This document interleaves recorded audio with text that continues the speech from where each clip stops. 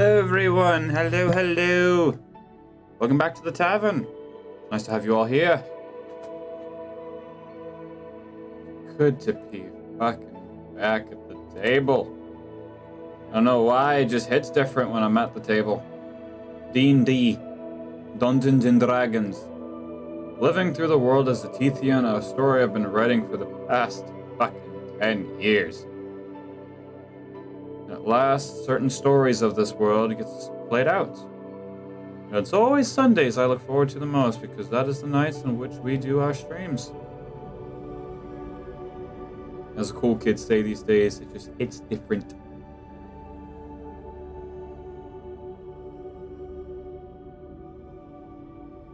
So, that being said,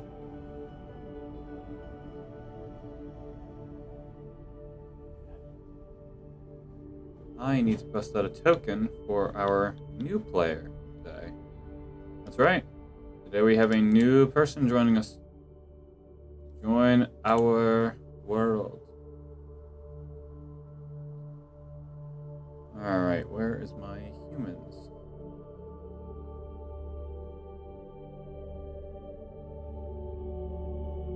I've got Ratfolk, I've got SMR, I've got Portal. Where are my humans?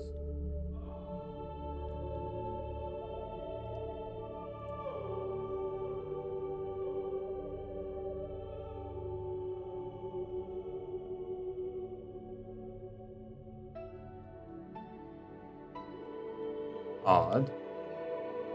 I'm missing my bag of humans. Very well.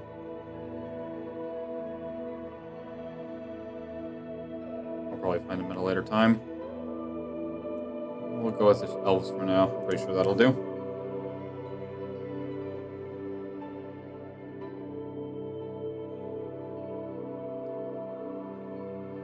Okay. That should do. Okay, we can put this back into its respective token bag. And how is everyone doing? How's it going? Nice to see you all here. Today's gonna be a good day, I just know it. Today's gonna be a very good day.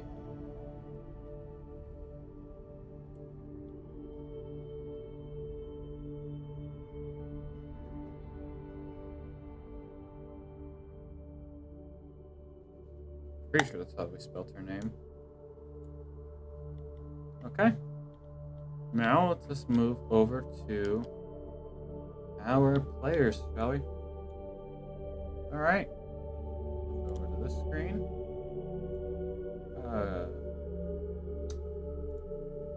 Table does not want to load. There it is. Now the chat.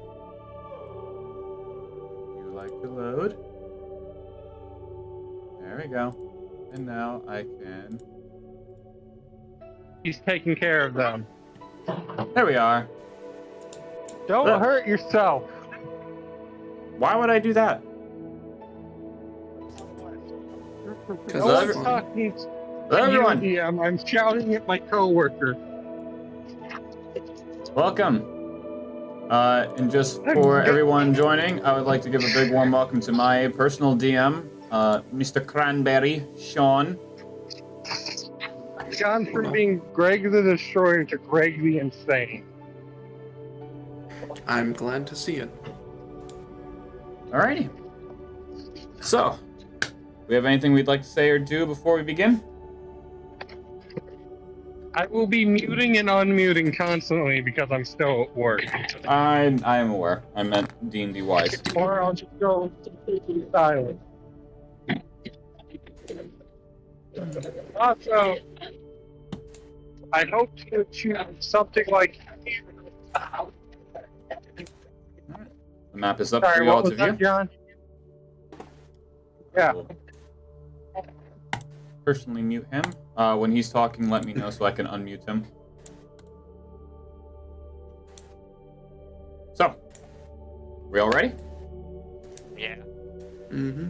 Yeah. So previously, when we last left off, our party of adventurers bound to the underworld war found themselves into the cave system of what they've learned to be a lichison, a very special developed synthetic lich, where the layer of which a lich would live in is indeed itself the lich, as it is a sentient environment. Upon further discovery, this lichison environment had a complex Easter egg for them to solve, for them to find the phylactery. Upon discovering the phylactery, they realized that the said item is not an item, but a person, a young elven girl that went by the name of Luna. On trying to lift her of her phylactery ritual curse, the entity that is known as a Dreamwalker, or so it presented itself, went into a state of protection and did anything it could to prevent the party from doing so. Eustace, having his silver tongue, had talked the Dreamwalker into showing his true form as a drow male, and learned that he was the protector of this girl, as she is the last known bloodline of the Christiaries. To which, to their surprise, they came into hiding here in the underworld to prevent her demise and fall to her death, in hopes that he will one day lead her back into a state of being able to bring her home, to do what she was born to do, serve the mother crystals of life. The party had discussed some negotiations with the Dreamwalker in lifting her phylactery curse himself and bringing her home using a portal made by Dagon to a small town in Aphelion, to where her and Sergeant Wraith walked through and closed for them to be at peace and the rest of the party to finish the job. Backtracking and wandering further into the Lichison dungeon, they find themselves into a very erotic area. Purple glowing mushrooms filling and sprouting from the ground, giving the area a gentle blue and pink, glistening holographic glow off the rock formations. Our Dragonborn was flung into one of these mushrooms via Greg, and got a bit of an adrenaline rush high off of it, causing him to go into a deep sleep, as well as Greg taking a nap himself, completely on his own, leaving Eustace completely prone to search the area or do as he pleases in the meantime. And that is where we'll start today. Eustace, what are we doing? Let me see. As you last remember, you had taken a swig to go into your fish form to dive into this pool. To your discovery is an massive underwater Mario level worth of a swim.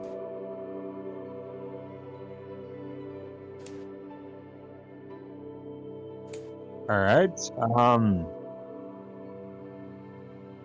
I assume Golark is still very much. He is currently asleep. What? He is asleep. He is sleeping. Yeah.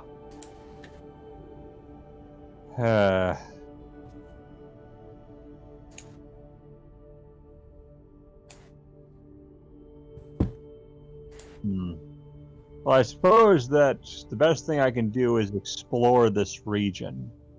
Okay. So you are currently facing towards the way at which you had originally came in, to which you can see more of these pillars of just glowing orange amber rock coming out of the ground into the, I want to say they're called spicules or something of that nature. I think of the proper term off the top of my head.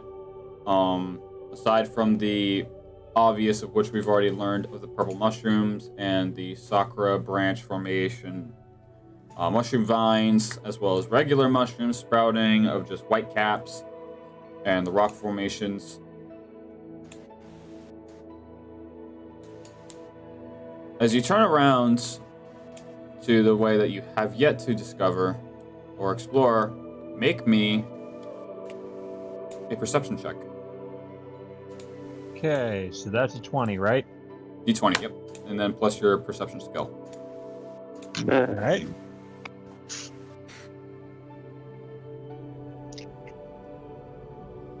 $18.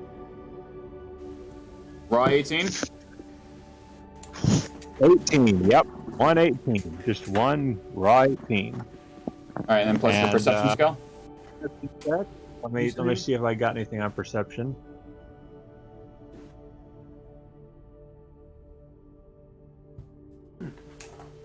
Hope you guys can't hear me. Yeah, we can. Yeah, Oh, there's one interesting. right now. So, My headset was fucking muted, but it didn't mute me. Now you're okay, muted. let's. Odd. You're This is a unmuted. self-muting game. I've got a +1 in perception, so it's 19. Okay. So you notice, leaned up against what you look to be a wall, you see a female in a very light cloak as she's got her head kind of bowed down as she's in a bit of a deep sleep herself, as she's leaned up against the rock formation of what makes to be a wall. How do we not notice that? You only went but so far in the room. Okay. I am going to walk forward towards her, but keep my cutlass at the ready because I don't trust anything in here. And if a girl seems into you, she's a succubus all the time. Alright, so as you approach her,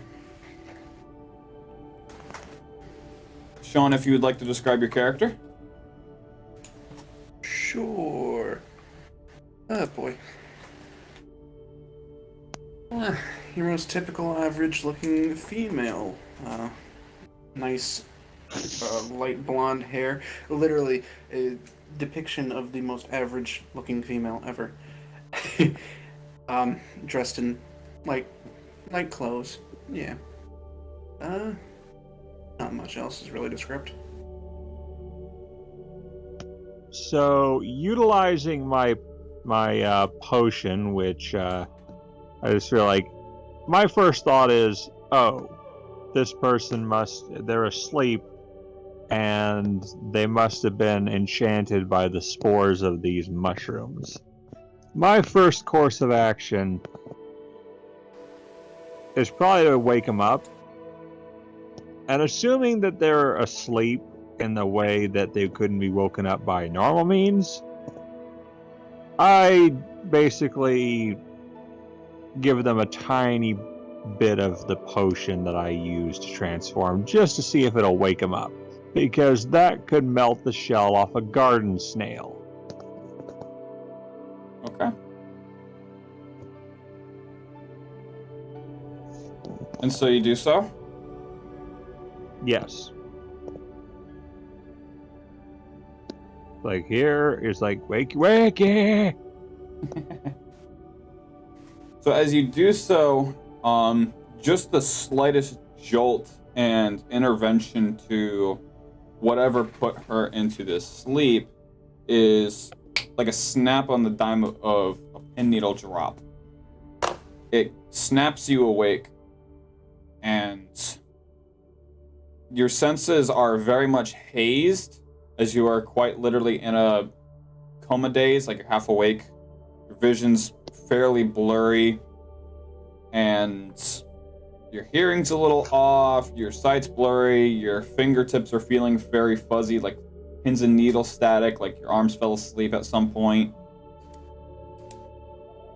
And in front of you stands a male, of which wears basically your stereotypical Captain Jack Sparrow pirate hat and a bit of an overcoat that would often be worn by harbor masters.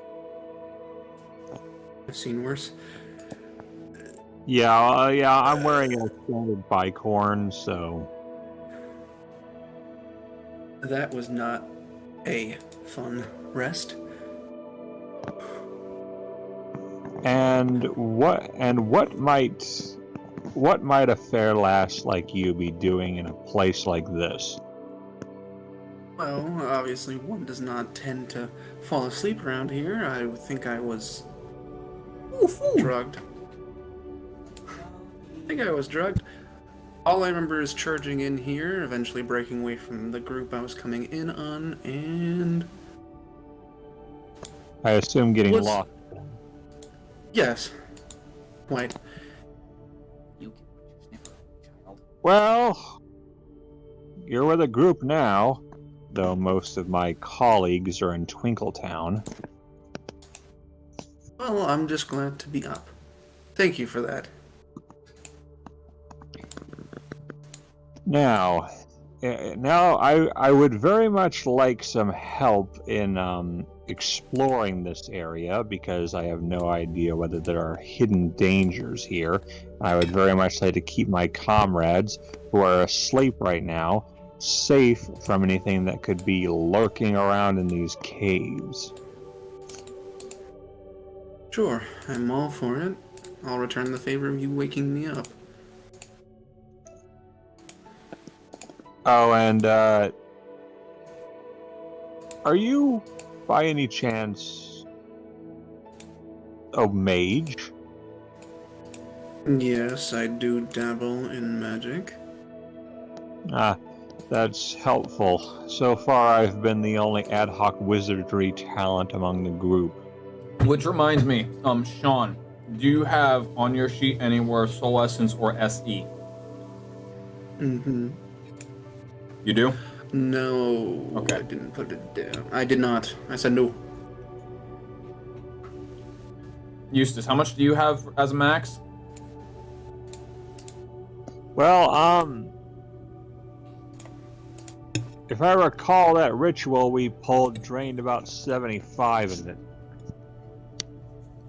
Yeah, because I want to say you have like 250 or 300. Yeah, like I maxed myself out by using one of the soul crystals. Then, like, at some point after the huge ritual to try to extract the soul of that phylactery, or the attempt to, it drained about 75 of that, if you recall. I do. But you don't have written down anywhere where your max is or what you're currently at? No, I don't have that written down anywhere, but like I recalled that I maxed myself out after using a soul crystal, and I also recall using 75% of that. So I'd wager 350 minus 75.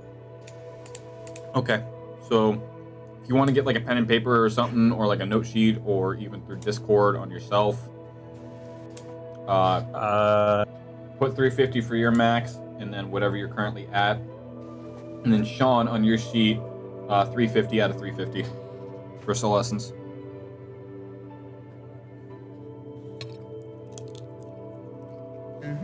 Very good. I did share the sheet with you, right? I do. That's weird, because it doesn't show that I'm sharing it with you. Because I'm not currently looking at it. No, it says you're not even in the share list. Interesting. Anyway.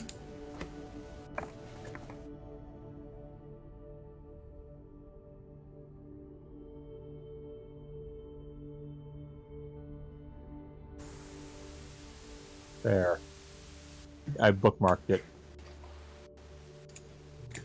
Alrighty. And now, So I got 75.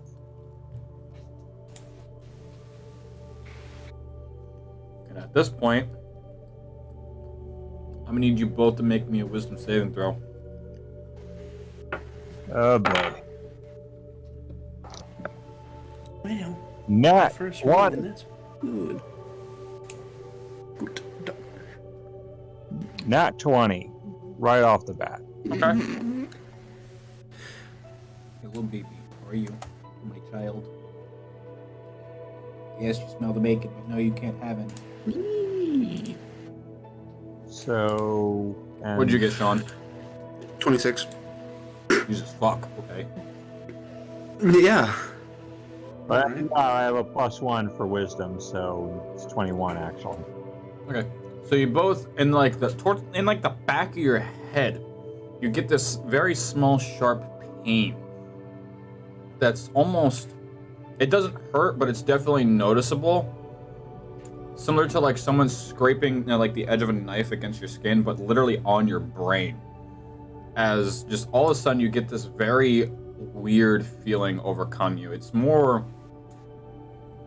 euphoric of happiness. And you have no idea where it came from. I may be a wizard, but I'm also a harbor master. And there's one thing I've learned in all my years of sailing. Unless you are jolly in your drink, euphoria doesn't just naturally happen. Something's messing with us in this cave.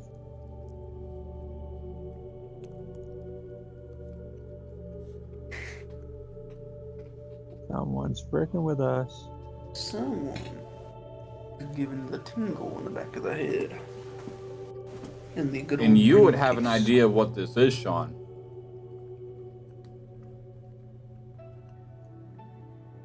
Well, currently my brain is a flattened out pancake. I might need a reminder. Our session 0, our prelude. Ah. It's the beach, ain't it?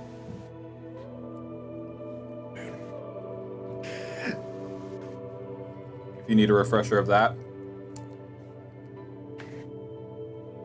Hold on, I think.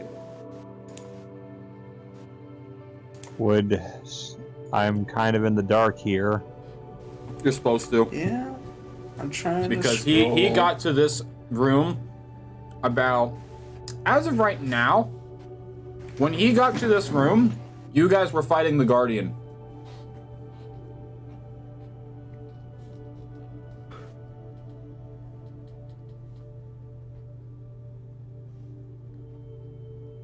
Oh.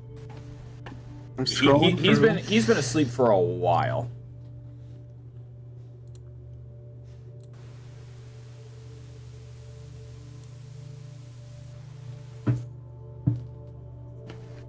Scrolling through, but I don't see nothing about no tingle. Alright, hold up, let me... Okay, search. I am lucky that flask of mine never runs dry. Yeah, no. Not seeing nothing about no tingle. I see.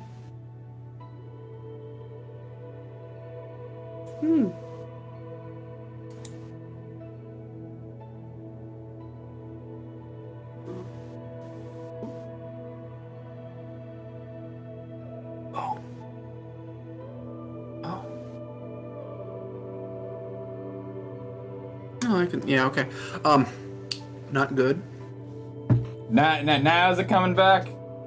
A little bit. I don't want to be in this room anymore.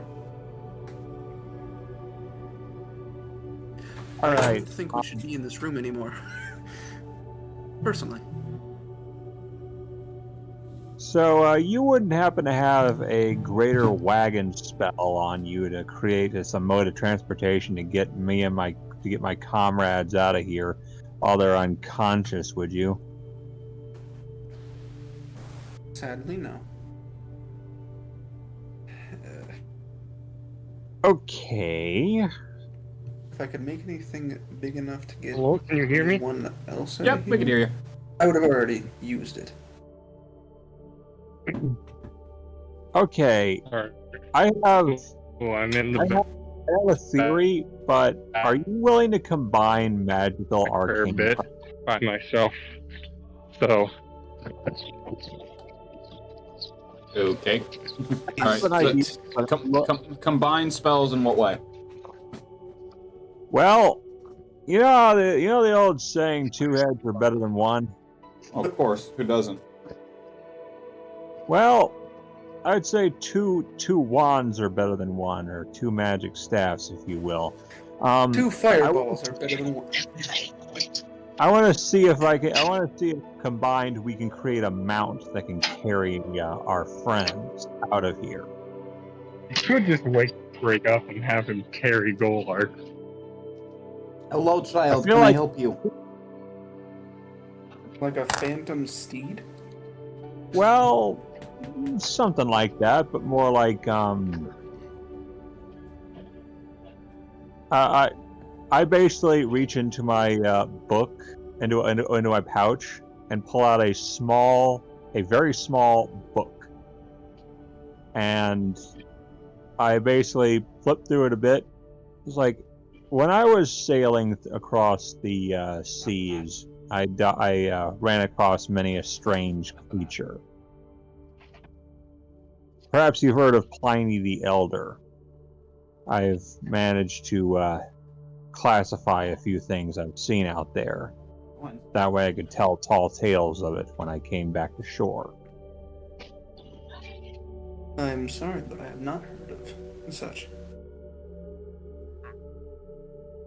Do you think you could combine your magic with mine so we could create a mount to carry them? Because I feel like only something large enough that could come from 2 spellcasters could be created.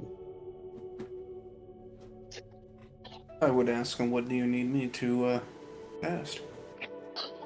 Well, there should be, if I recall, there should be a spell. There should be a conjuration spell that should work for this. Ah, here we go. What kind of mage are you anyway, if I might ask? I am a cleric of light. That could be useful. Alright. Let me get the components ready.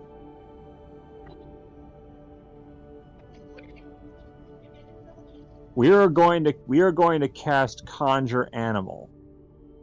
Okay. Give me one moment. New It's a tab. 3rd level. Conjure. If I could spell, that'd be amazing. Spelling, that's forbidden. That's illegal.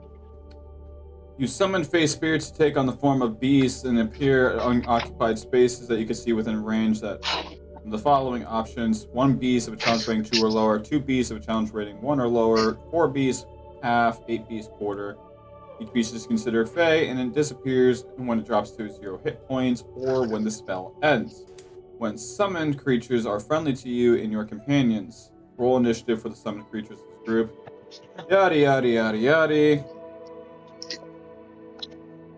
Okay, and what would you wish to summon? A Catoblephus. What? Say that one more time, because on my end, I swear I heard a can of lettuce. Yes, a can of lettuce. It's so weird. He might as well have said that. This is what I said. I had to spell it out for you because I think it's in D&D. Nah, man, it's in Cthulhu.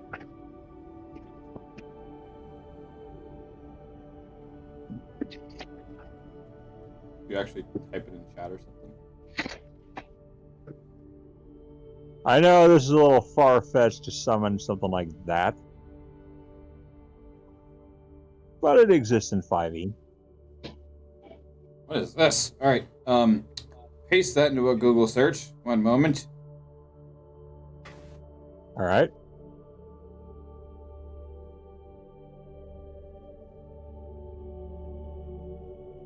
That's not horrifying at all.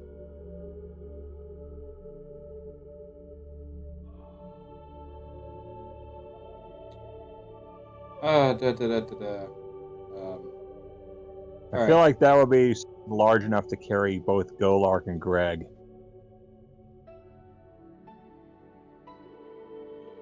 Has a challenge rating of 5, so you would not be able to summon it.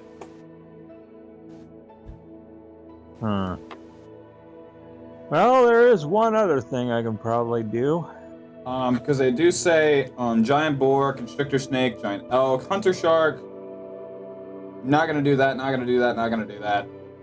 Dire wolf, giant hyena, giant octopus, giant spider, giant toad, vulture, lion, tiger, black bear, crocodile, giant goat, wasp, reef shark, war horse, axebeak, boar, draft horse, elk, giant badger, giant centipede, and a bunch of panther, riding horse. That's one you could do.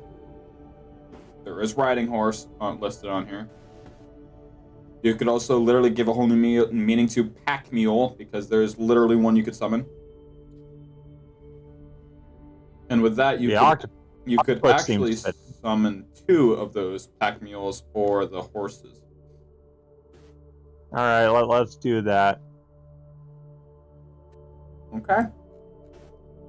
This is considered a 3rd level spell, so that would conjunction 60 from both of you. So as you both stand side by side, facing towards them and facing towards the pool, you do manage to conjure up and will-o-wisp a decent-sized spectral blue horses. Decently sized ones, almost like Shadowmere from Skyrim. Decently sized. And while you're doing that, both of you roll me another perception. All right.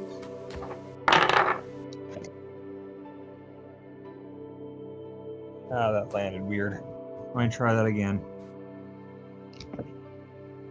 What is that? 10 plus 1, that would be 11. 10. That's... So, you both...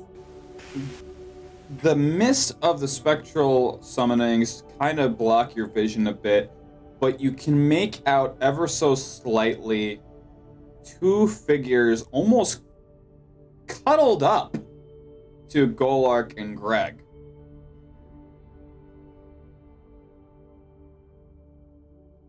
That's no good. That can't be good. What do you wish to do? Just so I have them out, let me grab a hold of my animal search. Where is my horse? Oh, for my seahorse. I need. Where's your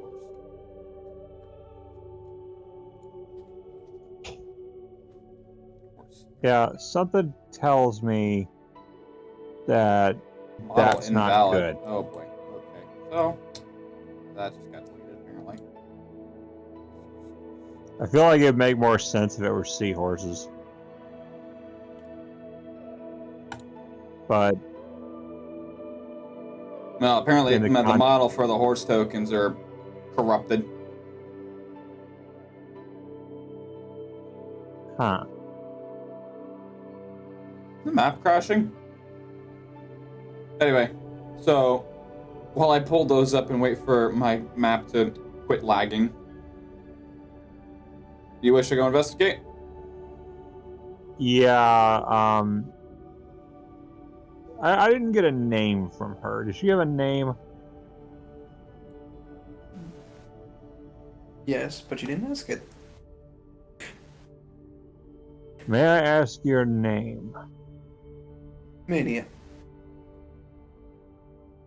And If yours? we're going to be working together, it would be nice to know who I'm traveling with. Did you hear the name or? I mean, I am asking. No, did you hear me? No, I didn't hear you. He's asking for your name. Yeah.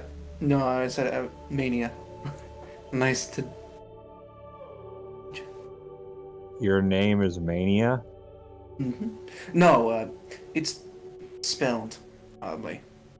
Menia.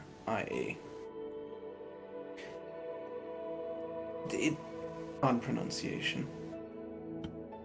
Your name matches my area of expertise. She just gives a soft smile. Hey there. Let's go investigate and see what that was. So, I can't be. as you approach and go about, starting to approach the little spring, a third figure does walk out from next to the mushroom you're currently next to. Very pale skin, easily 5'10", platinum white hair, about mid-shoulder blade length, and she's got some decently sized with a very slight curve for horns, and the stereotypical tail with a heart on the end of it. Very Crap, I knew it. very bare 36D bust and slender build. Oh, looks like they have some friends as well. Pretty boy needs a little company. Don't get near that one. Don't go near that one. Okay. I am smart enough to know a succubus when I see one. I knew this was coming, and I was ready for this. I knew there couldn't be an area of euphoria around here without there being a succubus nearby. Oh, looks like we got a smart one on our hands. The tasty kind. And she'll kind of like graze herself as she like swirls her finger in circles around your chest.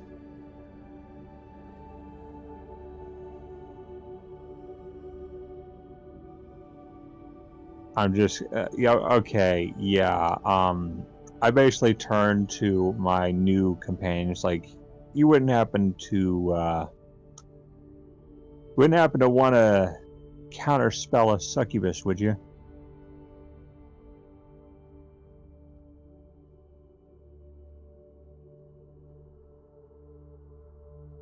I have a feeling we're in for a fight. No fighting, dear, no fighting. You know what they say, make love, not war. How far away? You are easily, like, give or take 4 feet.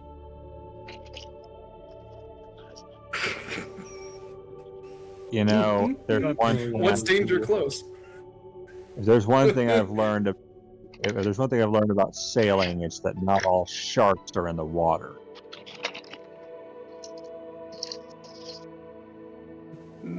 What's danger close?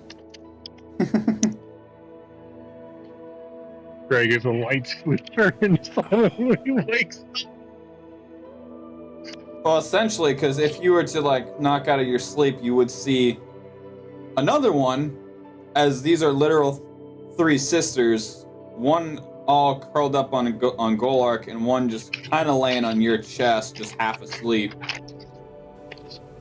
Greg's gonna grab this bitch by the feet on his chest. I would, oh gosh, there's 3 of them. Next thing you know, a giant. You know where I'm going to go with this, but I'm just going to see if you can catch it before I say it. Next thing you know, a 9-foot tall one with frickin' 1930s clothes walks out of nowhere. You're kind of catching my inspiration. Wait, so I hate one of you're my coworkers was a bad really telling me these are based on Lady Dimitri's school?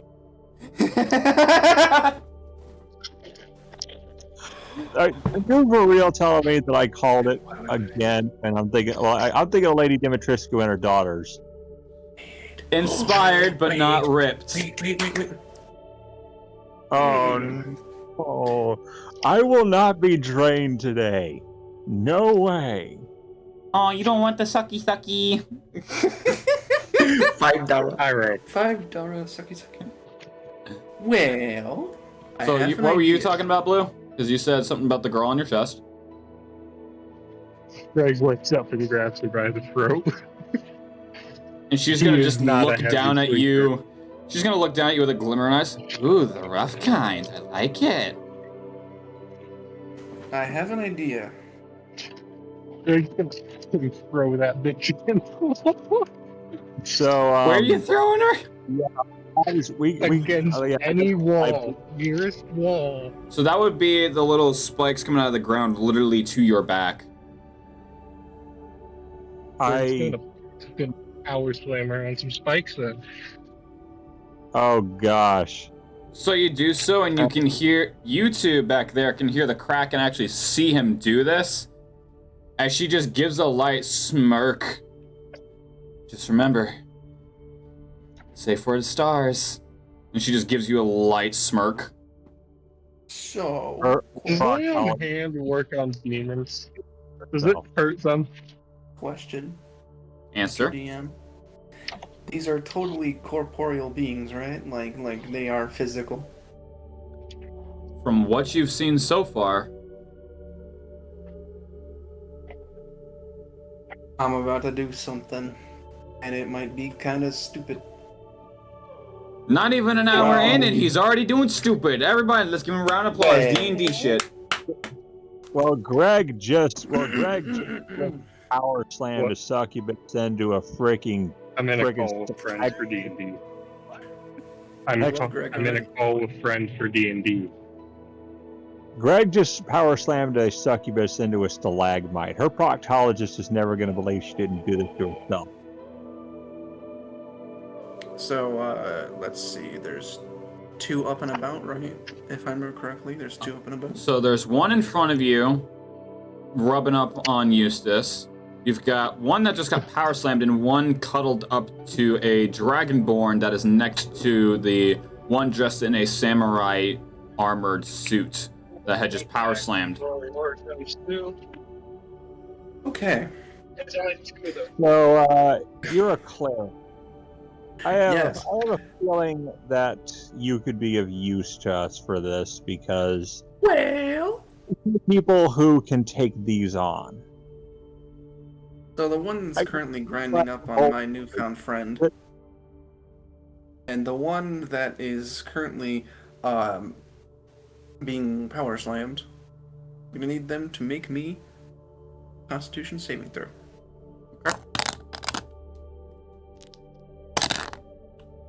That the one that is closest to you, that is a 9, and the one farthest away, that is a 18. Well, the one that is the furthest from me it suffers none of these effects, but the one closest to me that is grinding up on this guy, blind. And what did you cast? Deafness blindness. Alright, At the 3rd level. So I could select Did 2 you people. cast blindness? Okay, so at 3rd level, that would suffer you 50 soul essence. I cast that spell back in the freaking. That's great. Listen, I am simply doing exactly what I think she would do. I know. I'm just saying, like, it's ironic because I cast that spell back in the freaking dungeon. As she suffers blindness, you'll see her give like a light smirk as she just rests her head on his shoulder. Oh, busting out the blindfold, I see. Y'all are just a little kinky bunch, aren't you?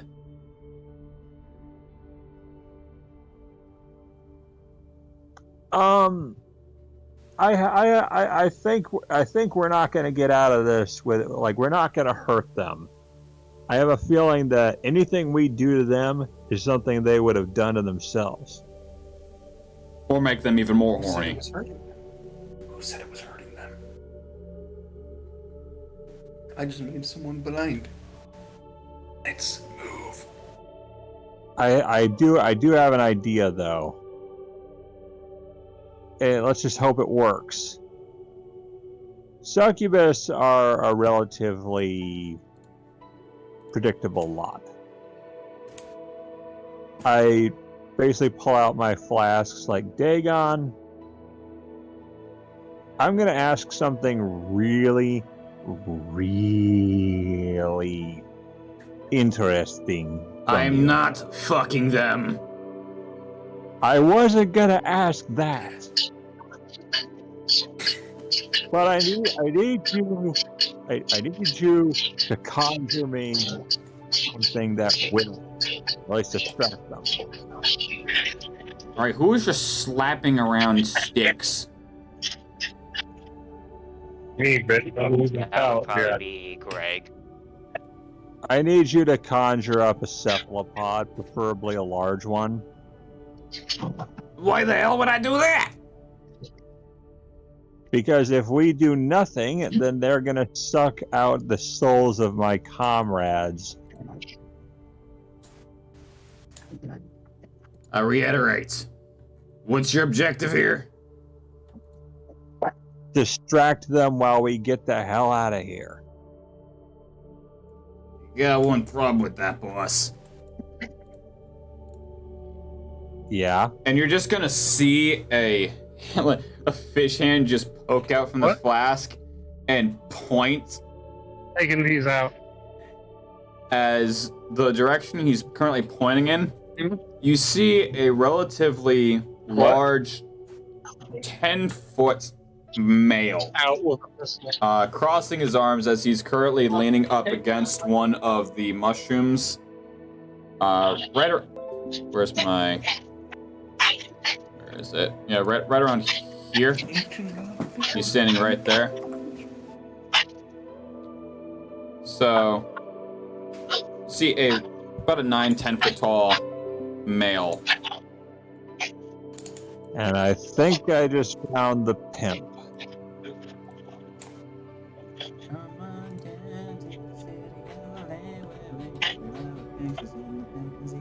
Okay, I probably want to dig Greg's up. gonna take his holy relic and grab another one of them. Holding the holy relic in his hand. Are you talking to us, Oh. Blue?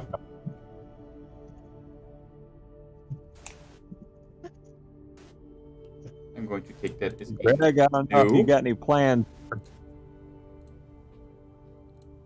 So as of right now, you currently have a assumably Incubus here. You've got a, let's make pink, a Succubus here, Succubus currently here, and a Succubus just sleeping on Golark's chest right now, just curled up.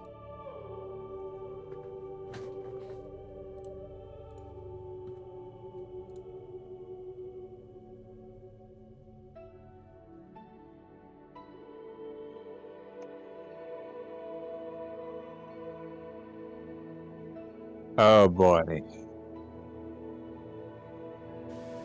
Not funky. Not funky fish.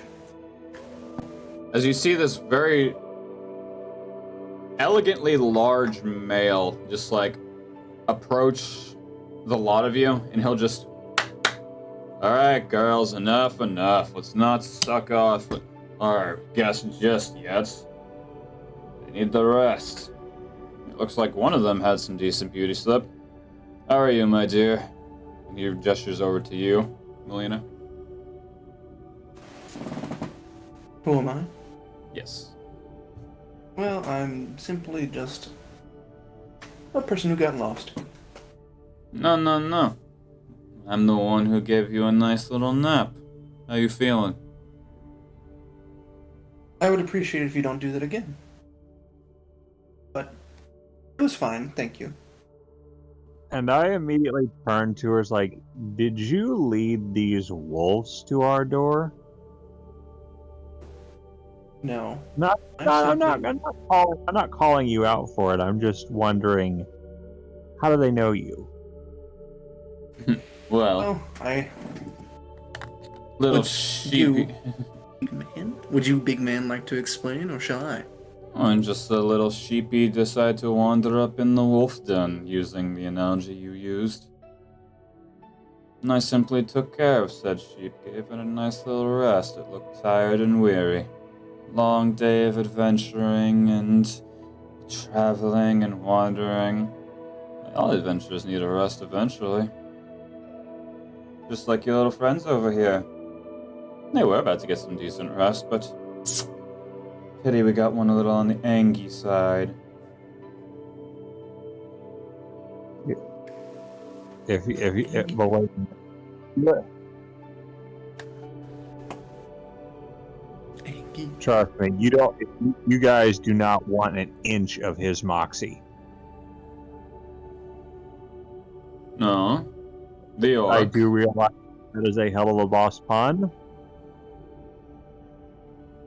You're referring to the orc? Yeah, you do not want an inch of his moxie. He has so far been the toughest dude around in here. Believe me. You don't want to get on his bad side. Or do you? Quite frankly. Sounds to me like he would roger up one of my girls quite nicely then. It's been a while since they got riled up like that for... Story for another time. But anyway, so tell me, young one, what brings you to my domain? Lust, adventure, in need of a rest. Well, for one, I do believe we have been searching around for a way to find a certain person of interest. But No. we've gotten lost in here. Guys, And I'm we'd get our we'd rather not be drained. And he'll just flick his wrist a little bit. No.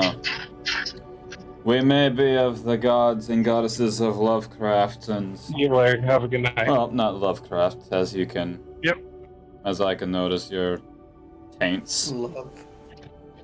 But merely ways of the erotic. Oh, I get it. Those methods of feasting are for the... How do I put this lightly without being racist to myself? As they would say, throw them a bone. Quite literally.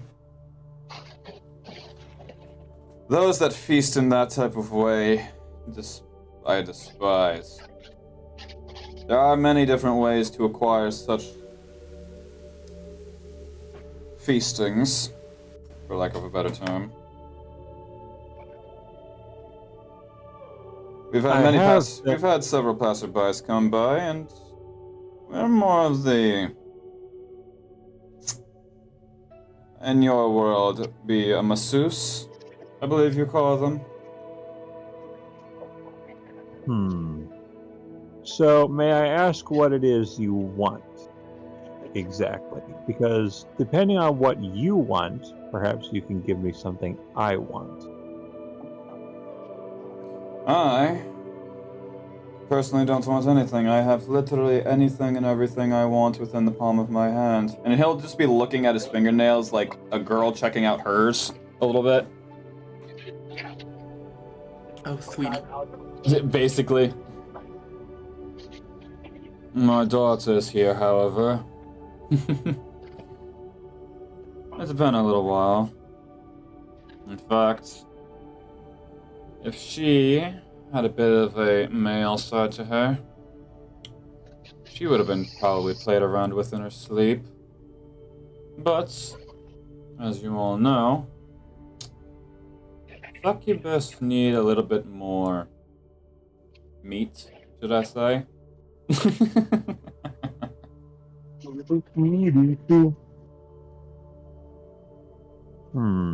Oh, and he'll like look over to the one that Greg has got pinned up. Oh, look. She's leaking everywhere. Anyone got a towel? Making a puddle.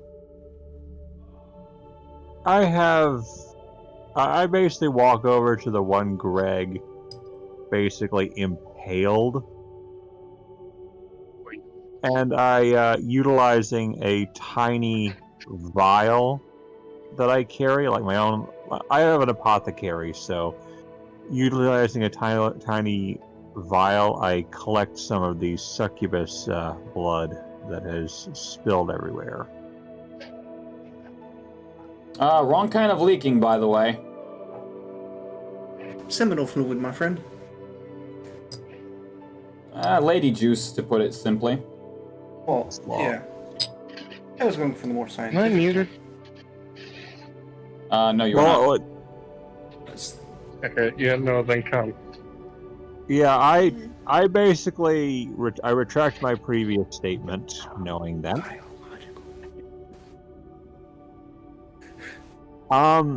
Continue. I basically say, wait, so that one didn't bleed at all. It's kind of hard to bleed when you were only shoved up against a spherical wall. So I have a proposition for you then.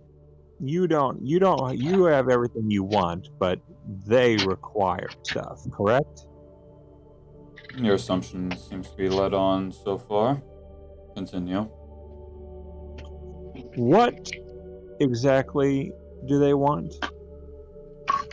I might have a way to acquire it for them. Obviously. Greg, don't worry. I have experience. I'm no, especially when I it comes do to not doubt that you are the oldest member of group. I am a mature adult. I will not be making that joke. He'll just give like a slight chuckle. Oh, you can acquire it, alright. In fact, you've already acquired it. You were born with it. Well, as I said, they do not feast the way that the... those ones do. Look, They will drain your balls to the point where there's nothing left to shoot. Instead, you are literally ejecting soul essence in your raw soul itself. They are one pump and go. Alright. It's essentially a whore's lust, must I be blunt. Well then. I've been studying a lot, and I learned of your way. Why I was prepared for this when this day. Is that so? Intrigue me. I was going, if the day ever came where I ran across a succubus, I wanted to collect some blood. The reason being is that I wish to be a great arcane master. And one of the things that I wish to do is to become a succubus, if you will. So, an incubus. Why is that? And you do realize you would have to lay with quite a number of women to acquire that type of power. I know you can't really fool me when it comes to this, and I know that you know what I'm talking about. Incubus and succubus are actually the same thing. They can change forms. To a certain degree. We can change forms within our physical capabilities of our DNA. Succubus can change form female to female, but cannot change into a male. That's not what I read. Might want to update Friends. your history books then, friend.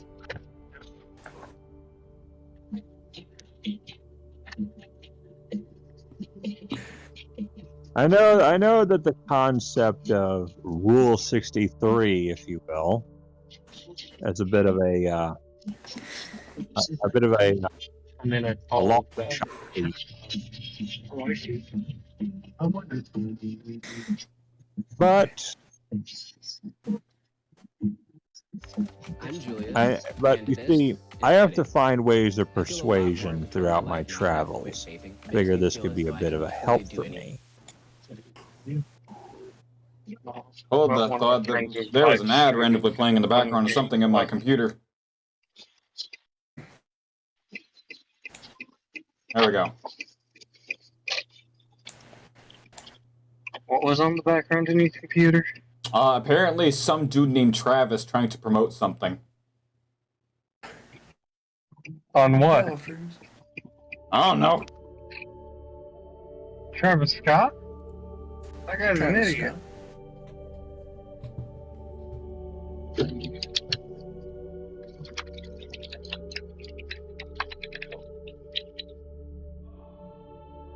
Alright.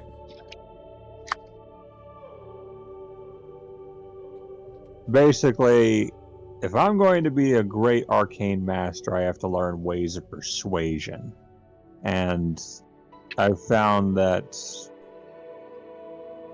as much as I hate to admit it, I found they respond a lot better to the female form than they do the male form. We Incubus do have our taste as well, yes. Lust does work well with lust.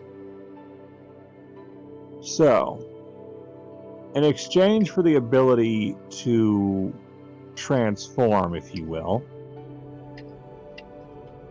I can give you something you'll enjoy. I'm pretty sure your oral skills are not better than any of my daughters.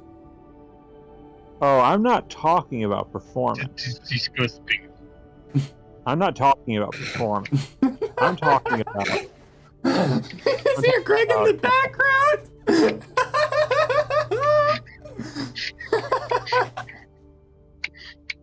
It's not D&D unless we comment in the background of other conversations.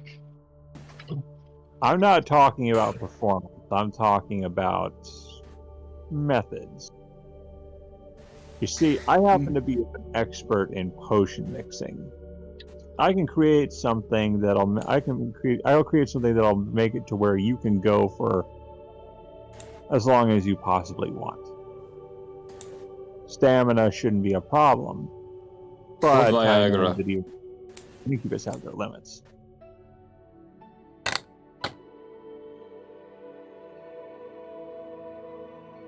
I'm essentially trying to persuade here.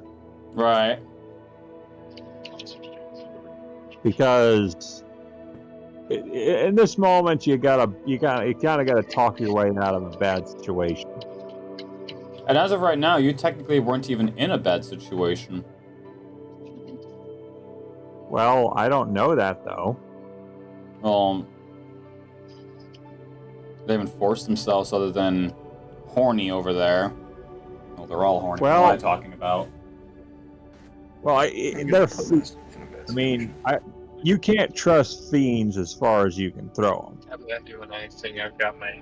How far can you throw one? I mean, I don't know. Greg's doing all right. Yeah, he's causing one of them to nearly orgasm just by choking them. I'd like to point Okay. out, If it works. my character is holding a boy around while choking this demon. Alright, so... Well, I figure if I can give them something that they will have a lot of fun with, they might be a little more... they might be even more inclined to help us out. Oh, they'll help you out in more ways than one, my friend. You seem to have ran into that lich back there. Despicable. Yeah, an interesting fellow. Interesting is putting it lightly. Hideous, disgraceful. Don't like him one bit. He reeks of foreign.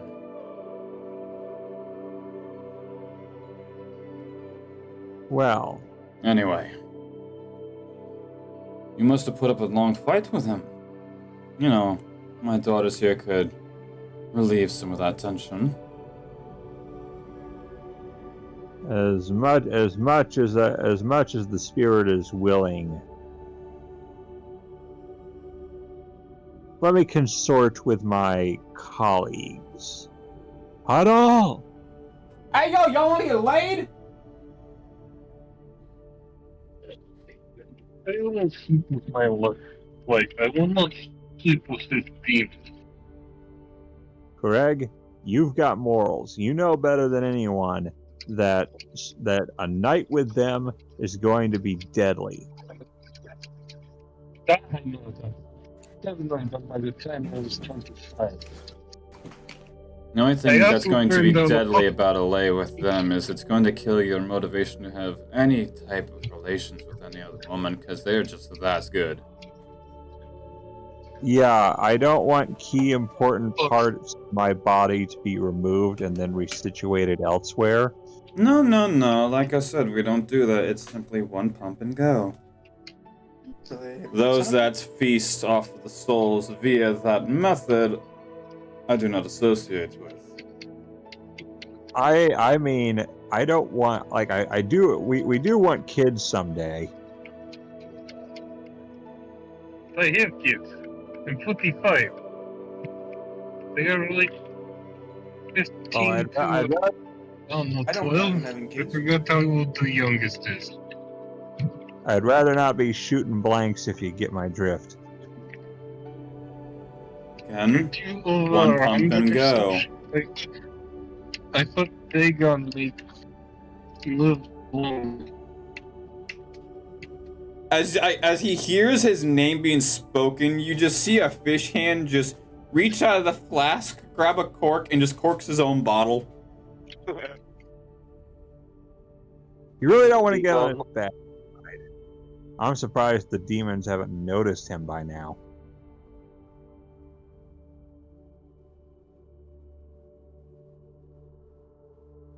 Have they noticed him?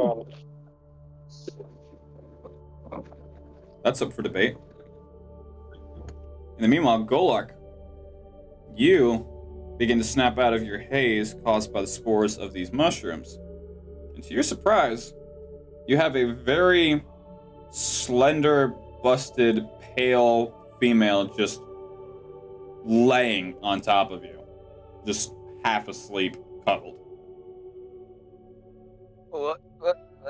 What's going on here? Why is there a woman on me? I basically yell out, Golark, congratulations. We've apparently come across a harem of succubus. Trying to steal your kids. So that wasn't a dream. Oh, kittens go. What? What do you mean it wasn't a dream? And as you look over to him, Greg, she does have a little bit of glaze on the bottom lip. Oh, That's fucking disgusting, go look. What do you I mean? basically walk up to the large, tall Incubus and ask him, could I have a small? I need an ingredient for my potion. Does Greg still have any holy water? Don't. We pretty much established that it doesn't work against them. I my missed some parts because I've had to take my earbuds out. So if holy relics don't work against them, I missed that. These aren't your average incubus and succubus.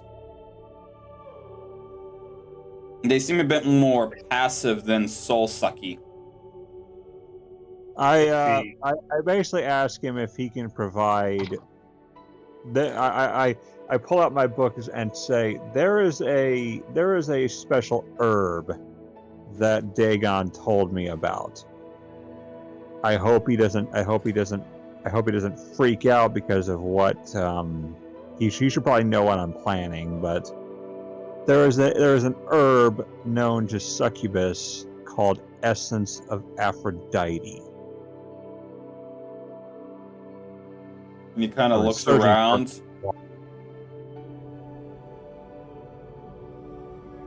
Like he's got a light smirk on his face as he's just looking around specifically at the mushrooms.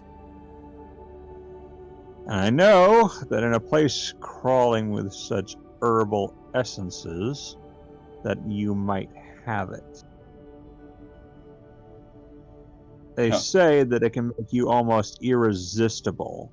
The only downside is it will turn you into a succubus. It was created in an effort by Aphrodite and consequently Eros, the god of sex. But unfortunately for mortal man, it was deemed too much of a party-hardy kind of thing, so it was banished to the pit. Namely, the circle of lust, where demons use it to have pretty much the ultimate kegger on Bald Mountain.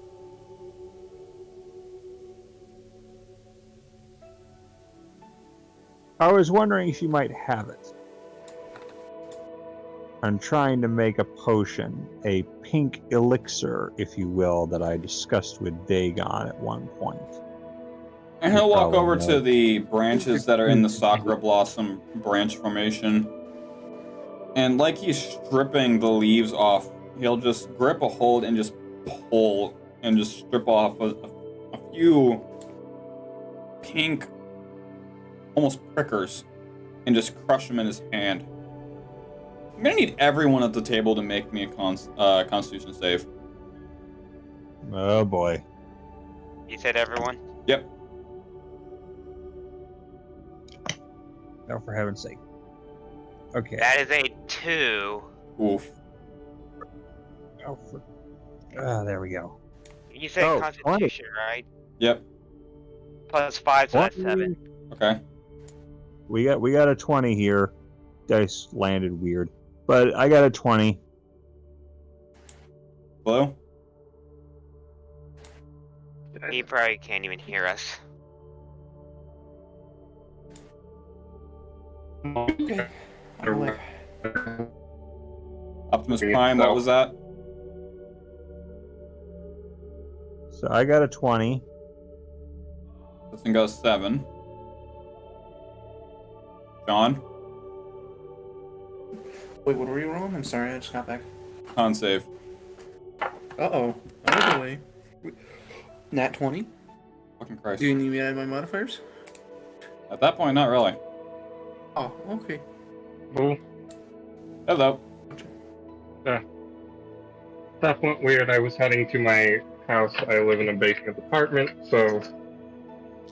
So yeah, we're gonna need a con save throw. Yeah, you're gonna have to wait a minute, so I gotta get my dice, and you're not allowed to roll for me. I don't like being rolled for. That's fair. So, Golark. As you watch as he strips the bark and the thorns off of this particular branch, your head begins Wait, what caused my con save throw? Sorry. You'll find out in a moment. Everyone at the table rolled it.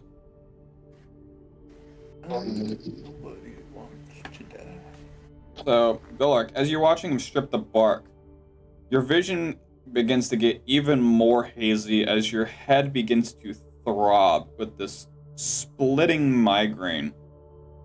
As the succubus kind of like curls up into a ball in your lap, latching onto you. And Melania? Is that how you pronounce it? Melania. John. Minia. As the one that you had blinded, almost like goes behind you and like bear hugs you from behind. And you can feel a minor headache beginning to form. Eustace. Your head begins to grow a headache as well, but not nearly as severe. Greg, what did you roll?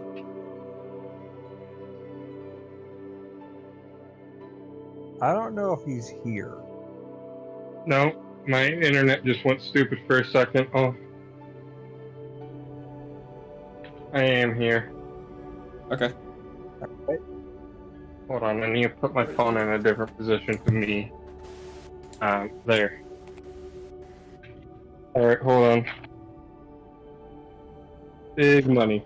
That's a nat 17, baby.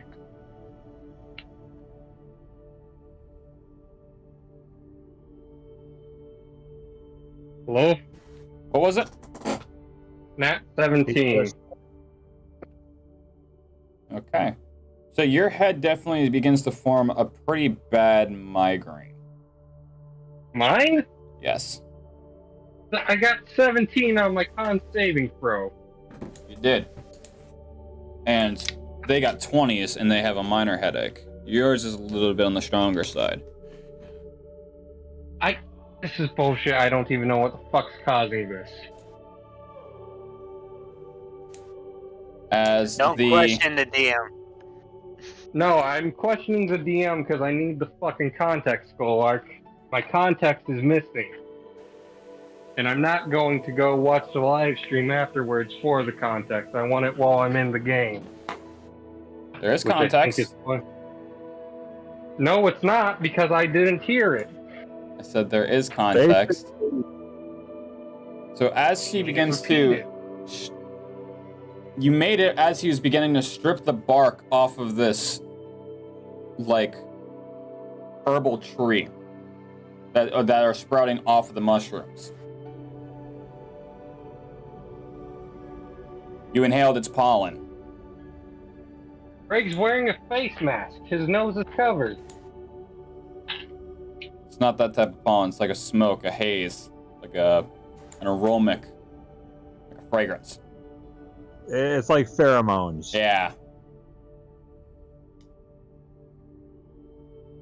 Whole air is full of them right now. Yeah, it's like pheromones. You can't really smell Right. those. Those are kind of there. Greg's gonna use lay on hands on himself. Okay, so you simply just heal for what hit points you have? No, I'm going to use it to get rid of poison. Does lay on hands do that? Yes. Yeah, you can use it to get rid of disease. Okay. In Poison. fact, I'm Or also poison. going to grab whichever one of us is nearest to me and do it to them as well. Alright. So as you cast it onto yourself, to your surprise, it has no effect. Motherfucker. They just waste soul essence. No. I'm not that harsh. No, lay on hands is a paladin thing anyway, so it Yeah. shouldn't really be considered a spell. No. Yeah. It's more No, using your divine blessings, essentially, rather than creating something from within yourself. As he turns to you, Eustace, roll me an Arcana check. All right. And let me just rolling. What was that? 17. And let me full see if I power. got any plus for that. So let's see. It's Arcana. Skills here. That would be. I've got a +1 in Arcana, so it was 18. Okay. So,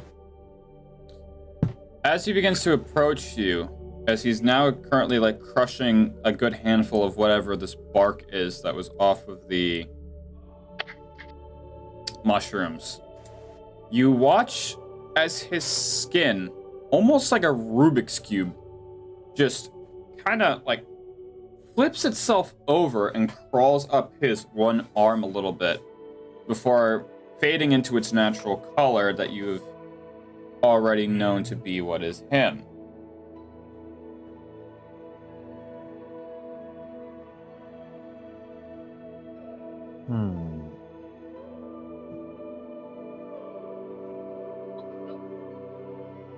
Okay.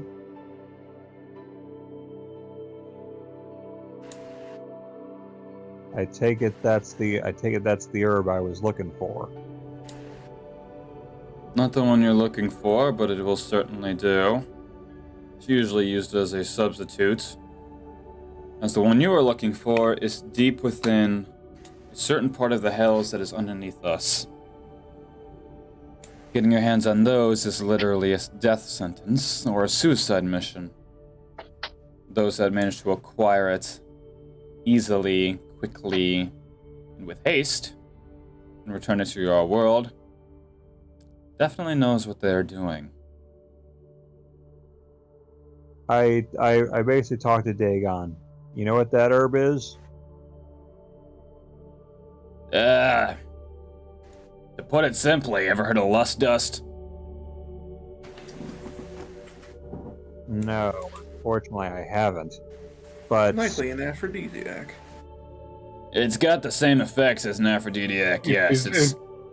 It's basically Viagra times 12. Viagra.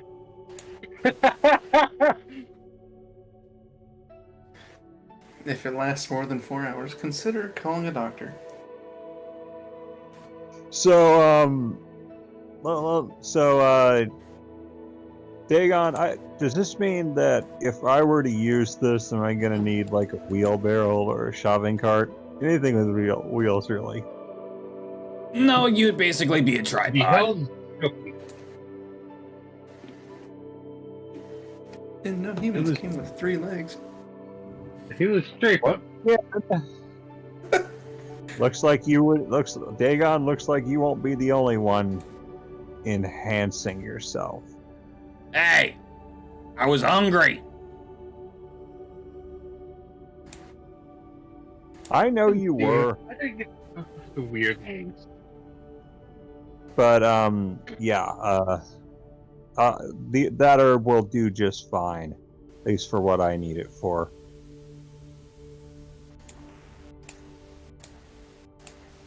Greg, And I basically use whatever he crushed up and put it into an apothecary flask, mixed with my own special elixir, which will probably make it turn a light pink color. it would. Give it like a little magenta light pink type. And I store that in my. There's some loud-ass lightning, good god. Yeah, it looks bad outside. Storm, where you are? Hard, like... I felt that in my chest, that last crack. Florida's Who's had about to some, get hit with a Just had hurricane. a horrible storm up here. No, it's supposed to be a thunderstorm down where we're at, but it sounds like it's bad outside. We had a horrible rainstorm earlier up here, so. Trying to get Greg's character sheet up. So Greg, real quick, make me once again another con save. What? At 20. Are you serious? Yeah. Okay. Is this another send a picture moment? No, I wanna... I call. Alright, roll I'm off. having to use Roll it my again, I got a nat laptop. 20 as well. God damn it. Why are you in airplane mode? You're hooked up to the internet. You have an Ethernet cable in you, bitch. Another nat 20. I don't know where my regular die is. I'm using lucky die. So wait, do we all roll? No, it's just him. All right. All right, so at this point, being that we rolled double, what's your modifier for Constitution? I don't know. I'm trying to pull up the doc, but my laptop just went into airplane mode. So give me a minute. I gotta do it on my phone. Okay, give me a second. Shit's being stupid. I mean, Greg, the Destroyer, you have a Side of life. Constitution of +3. Roll it again. I swear to God, if we get dual nat 20s again. Motherfucker.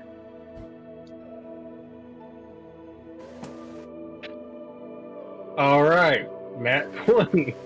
Do it again! He's calling bullshit. Fucking drop the dice. I got an 18. I'm going to murder you, so did I. Roll it again! What the fuck? What the hell? Another 20. Alright, fuck it. Rock, paper, scissors the shit. Oh my god. Costello routine. Fuck is that gonna work? Because we keep having Rock, rolls and we paper, keep gun. getting the same shit. No, I Rock, know that. paper, I'm just gun. saying that. How the fuck is you guys gonna do rock paper scissors? How if about kids- I roll 3d20s? Fine by me. Which one would Well- you use? I found my other. No, we add up all. Okay. Alright, ready when you are. Alright. 3, 2, 1. Alright. So I got a 19, a 20, and a 17. Wow. I got a 19, a 20, Mhm. and an 18. You need Motherfucker. to buy one. So you feel the succubus you have pinned up against the wall. And she grabs a hold Greg- of your arm with both hands. And you Greg's can not holding that one. I grabbed a different one later on by the throat. When did you do that? Like almost immediately afterwards, saying I grab whichever one is next nearest while holding my holy relic in my hand. Okay, I did not catch that at all then. Because the one you would be holding is the one that's literally in a ball in Golark's arms. Well then, I thought it was my legs. Legs in your lap, in your arms, tomato. Okay, I was like, I ain't holding this damn thing as a kitten. Okay. So the one that you did have pinned up does grab a hold of your arm. And you are now currently charmed. Means you Well, our precious fighter is long gone. have not long gone. this is not the death of Grain. Well, no, he's still right in front of us. Yeah. So let me get up the stats effect. So he's just gone in here. Charmed cannot attack the charmer on target them. Cannot attack the charmer or the target them with harmful abilities or effects. Charmer has advantage on interacting socially with the charmed creature. Okay, so Can you're Greg in attack the pimp?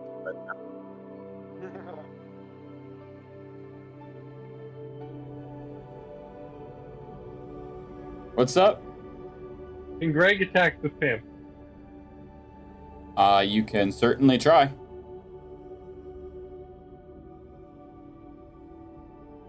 I don't know what kind of story was going on here, and I don't care now because of that bullshit with the die.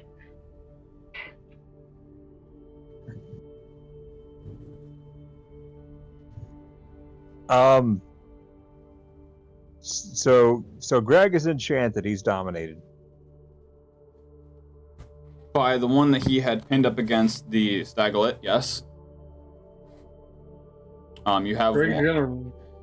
gonna get the mended sword, because I'm pretty sure that still has holy water on it to attack for death. Which one are you attacking? The mending great sword attacking the Incubus. Where's the Incubus? So he would be like, he's the white dot. I can see the And full screen. I'm currently having a conversation with him. You know what? Greg's gonna swipe the one off Golark's chest using his great sword. He's not having any of this. All right. While Greg is doing that, I basically talk to the Incubus like my colleagues. They Greg specifically, he is in no mood, as you see. I got a 20 to hit. I doubt that he's gonna do anything to them, but Conveniently, as you say that, you watch as he golf club swings his great axe and just flings this succubus just clear across the map. And you watch as she just straight body slams into the wall right back here. And Greg now has a magic great axe from nowhere. And you deal 6 points of bludgeoning damage. Oh, finally, my legs, they're finally awake. that probably didn't do much, though, did it? That they didn't feel that pain-wise. I've added a new item to my character sheet, and I called it DM's Magic Great Axe, because you said Great Axe instead of sword. So now I have a Great Axe. I'll just call it that for inside joke's sake, but good to know. It's literally on my sheet, labeled as DM's Magic Great Axe. I basically asked the Incubus, is there a way out of here? Because we really need to find Drakish's castle. You watch as his head perks up by that name. What business do you have with that fiend? Well, we're going to be acting as judge, jury, and executioner when we find him. We've already acted as judge and jury. The conviction is execution. Well, we have business with him, if you will. And namely, the business that we have is kicking his butt. And business will be booming.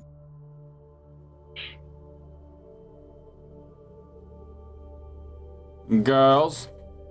He'll Oh, well, we snap could his find him fingers as the three succubus just like they poof into a black smoke and just trail against the ground like Death Eaters from Harry Potter and just appear just right in front of him.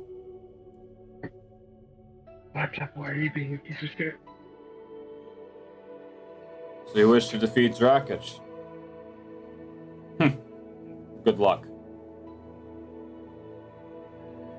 Think you can show us the way out of here?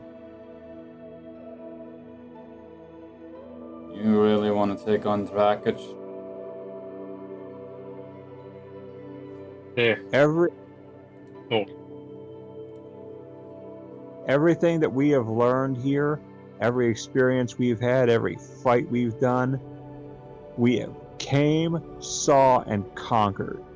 We're in a learning experience. And I think if we're lucky, we can take him on. There's not going to be any luck about it. Greg's going to go into ancestor spirit form before this. So we have ultimate power. I thought I that personally just woke up. that lich over there was despicable. But I hate you even more. You despise me. I thought I could trust you in Me or getting out of here, but it appears I was wrong. Girls, kill Wait, them. whoa.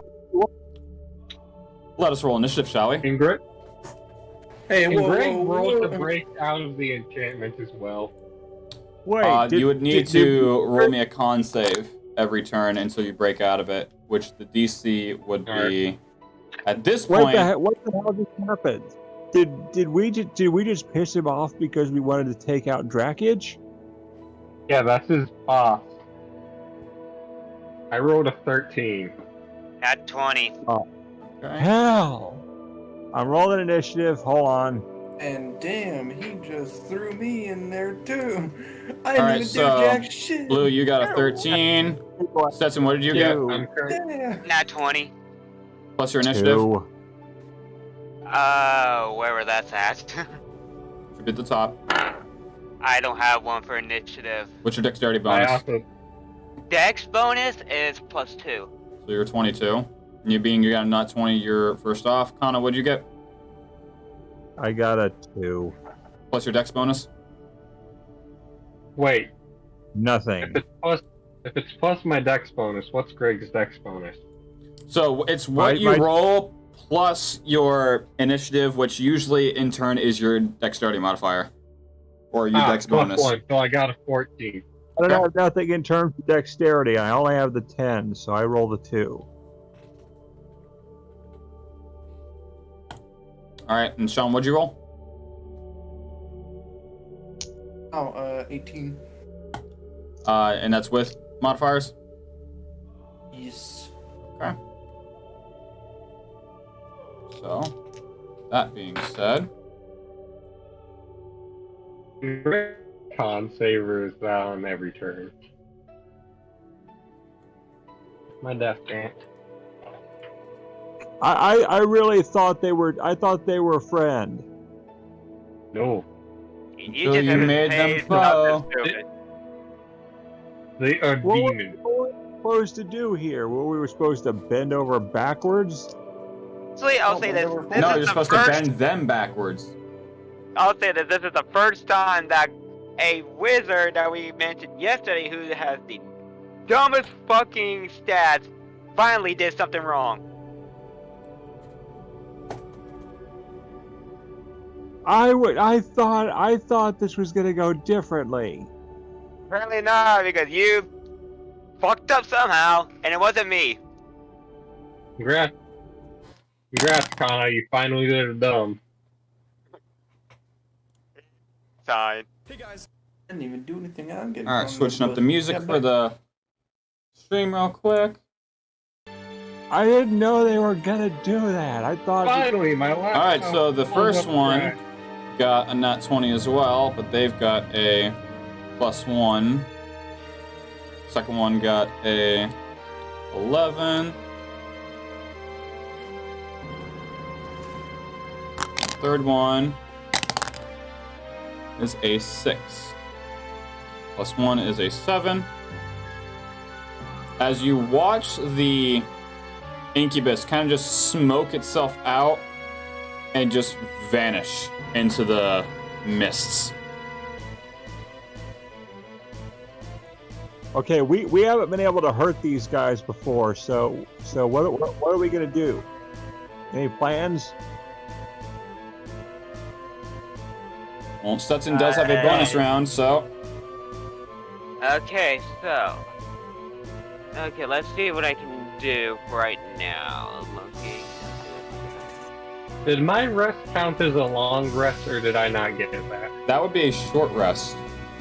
God damn it, Greg's never gonna get his long rest, is he? As long, yeah, but remember, your fighter stats do replenish with a short rest. Yeah, but my action surge doesn't. It should. Wait, I thought it was long rest. What the fuck do I have that requires this? Alright, your... My ability to sniff evil odors, it looks like. You can take one additional action, and possibly bonus action, once per rest, meaning short or long.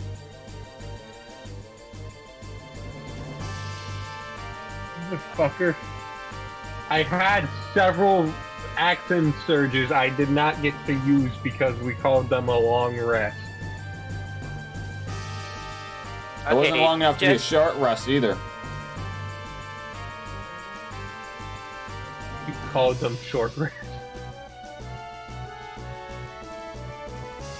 Because a short rest is usually around 25-ish minutes to 30.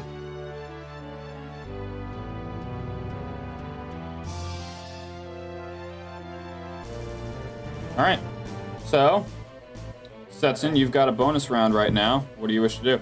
And just so I can give some color differentiations, do I have an actual succubus? Yeah, that's what I was gonna say. Which one's number 1, 2, and 3? Let's go see if my which one's which one's thing 1, thing 2, and thing 3?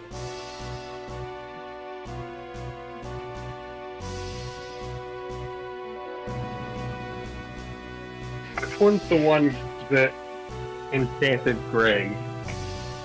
Which one has a hole in its chest? None of them have a hole in their chest. There it is.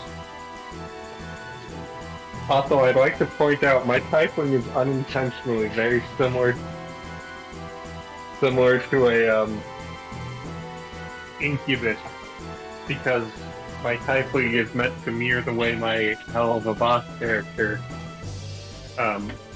which is an imp, who is my profile picture, looks and has a heart-shaped tail.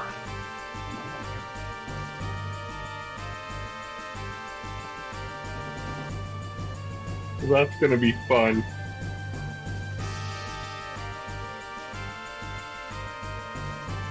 Did I mute myself? Nope. Okay. It's raining, it is pouring, the old man is probably not snoring. The old man's awake and he hates it. Alright. There you go. Okay. Okay, so for first, I'm gonna move behind from Greg to be in front to go to succubus number 1. Okay. Gonna get your ass kicked just like the first fight. And then I'm gonna swing, but before I swing, I'm gonna use Mark of Vitriol against it. Okay. Which is I can mark enemies within 5 feet with a disadvantage for 1 minute. But if I actually look at it more often, if I give them more, if I can, I have to look up in the actual. Hold on, right here. Can Lamb Hands be used to break curses? Starting at 6th level, when you hit a hostile creature with a recklessing attack, you can choose to expend one of your uses of rage to mark the creature with blood for 1 minute or until I am incapacitated or die. The marked creature has disadvantage on attack rolls against you while you are within 5 feet of it. If a marked creature dies before the duration ends, you gain temporary hit points equal to half of your barbarian level plus proficiency bonus.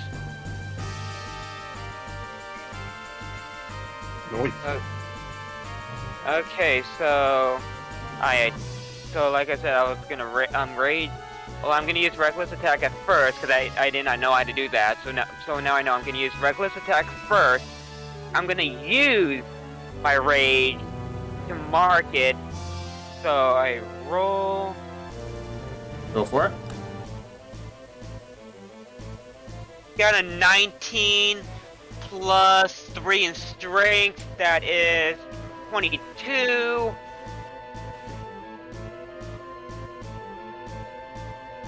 Go ahead and roll that damage. Okay, and I'm using my glaive, so that's a 1d10, which I do not have one, so I'll just use my percentage die and just minus 0 on it. Percentage die. Hold up. Rewind. I don't have a d10 die, so I'm using my percentage die, and all I'm doing is taking off the 0 to make it my damage die. A D10 is your percentage die, my guy. Okay. Well, I thought there was already a d10 die. The D10 goes there's a from D10 and 0 there's a to D1. 9. And the D10 goes from, or the D100 goes from 00 to 90. 0 to 100. 00 representing 100 and 0 representing 10 on both respectively. Okay, yeah, because the one I have is 00, 10, 20, 30, 40, 50, 60, 70, 80, and 90. That's a D100. Or a simplified D100. Okay, so I don't even have an actual... Okay, never mind. I'll just have to do it via the thing then, because... No, you can use that as your D10. Right. Oh, yeah. okay. You just look at the main Just number. take off a 0. Yeah, that's... Okay. No, thank you guys for clearing that up. Yeah. Ah, it fell off. I can't believe you Hey. beat me by...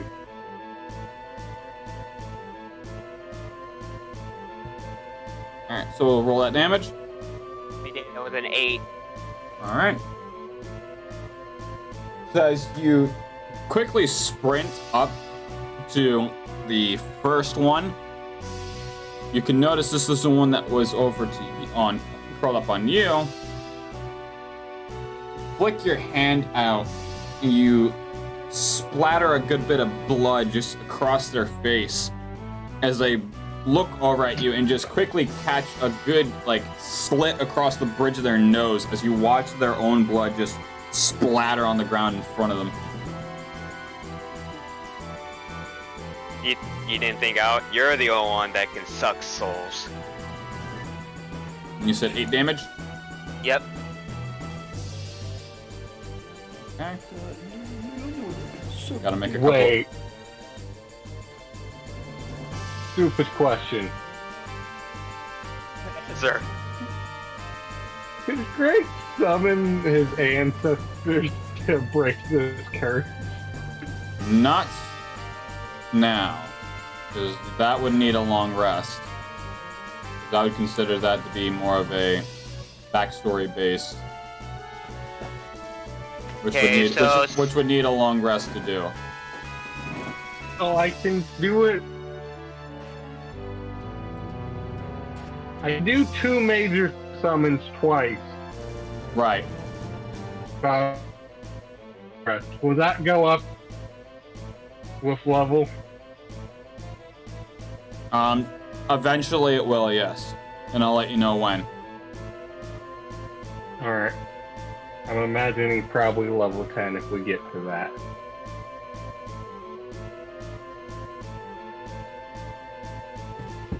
Alright. So next one would be on the initiative, would be the one you just had attacked. And they are going to use their claw attack on you. That is a 17. Wait a minute. It hit. My AC is 16.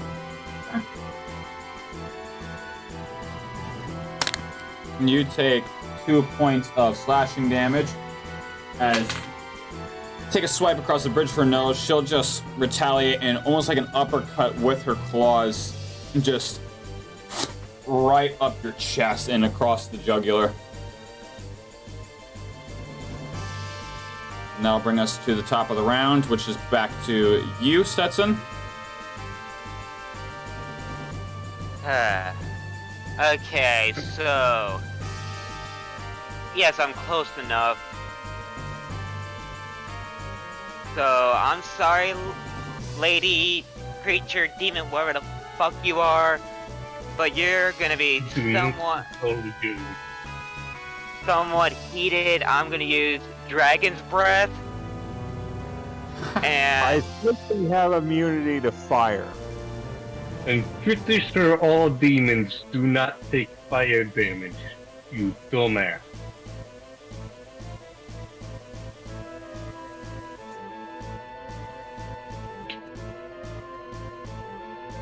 If I recall, they're immune to fire and lightning.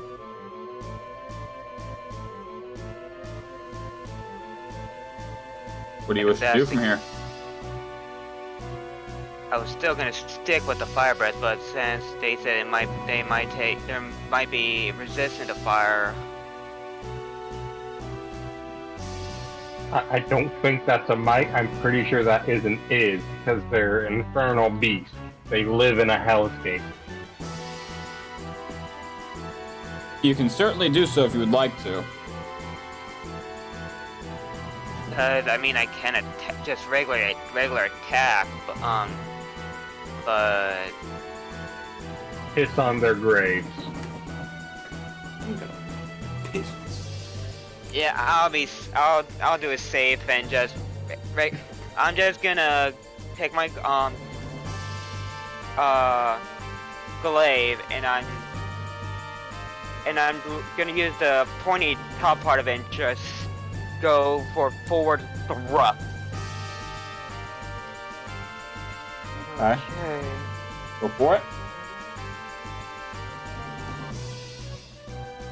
That's a 12 plus strength. That's a 15. Go ahead and roll damage. Goddamn. That's a 7. Okay. So as you take this swipe from her uppercut of her claws, you take this moment of just opportunity for her being wide open and just lunge your sword forward as it just goes a decent bit into her abdomen as she bleeds out a white. Like a very soft white begins to just bleed and pool and drool down her stomach. Icker. No, wait. That's not Greg's voice. Hold on. Character. Is she full of icker? No, hold on. God damn it, I've lost. Usually it for full of today. icker. Give me a No, she might be bleeding out the essence of her previous No. person. No, you're is correct. This is the part of me where Greg lives. Is she bleeding icker? No, I don't think so. I think she's bleeding out her previous piece of soul. So with that, I don't think I can do anything else as of right now because I already attacked, so that I would end my turn. Which makes it back to hers as she's going to extend her arm out and cast Hypnotic Pattern. You create a twisting pattern of colors that weaves through the air inside a 30-foot cube within range. The pattern appears for a moment and vanishes. Each creature that in that area who sees this pattern must make a wisdom saving throw. On a failed save, the creature becomes charmed for the duration. While charmed by the spell, the creature has a speed of 0. If the spell ends for an affected creature, if it takes any damage, or if someone else uses an action to shake the creature out of its stupor. Which I'm going to need Golark and Greg make me a wisdom saving throw. Okay. I have Nat a 20. 19. I have a, we add our wisdom bonus, right? Right. So it would be... Okay, I have a dirty 23. Okay. I just rolled a nat 20. My wisdom is +1, so I have 21. So she extends her hand out. You can watch from her palm a slight swirl begins to grow into this cube that encases you. And as you try not to focus on the hypnotic pattern, you kind of like jerk your head away to not focus on it as you hear it shatter, and you are not affected by this spell. Either one of you. Greg just stared at her through it. All right, that Greg means just Sean. locked It is now your eyes. turn. I'm the one in the back, yes. Yep, that is you. Ah, perfect. As I said before, what's danger close? What's danger close? Okay. Oh, no. I already know what the definition of danger close is. I don't need it again. No, just kidding. No. I might just saunter on up. Just right behind. Who's the one that's closest to me? So you have Eustace, you have Greg, and then you have Golark. You've got the human, an orc, and then a dragonborn. I'm gonna saunter on. We have the mostly to the, orc. to the human right behind him. And then we have the full Dragonborn. Alright, so what was that, Sean? Gonna saunter on up behind, next / next to Eustace. Okay.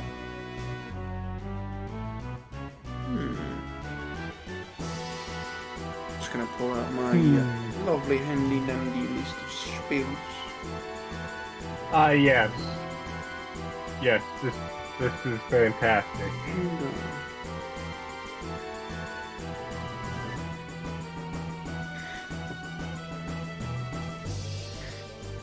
Oh no, wait, that didn't do what I thought it could do. Actually, hold on, I'm gonna, pretty much get within touching range of him. You're just gonna get right up on the 5 feet mark? Oh, yeah. Because I'm just gonna take out, a little vial of powdered silver and iron. Set my hand on his back. And cast upon him protection from good and evil. Ho ho ho! Fiends, because fiends are bitches. Okay. Yes, not the tank. Wizard tandem. We're working in wizard tandem. Good idea. Cleric and wizard tandem. This is gonna be interesting. Wait a minute. Just know, no longer you. All those fiends have disadvantage on attack rolls against him. Yep, creatures Cannot of be that charmed, type. frightened, or possessed. Yep. Okay. I thought of something very stupid, but it only works if we ever get the right initiative order. So, do you have anything else you would like to do? No. I'm all good.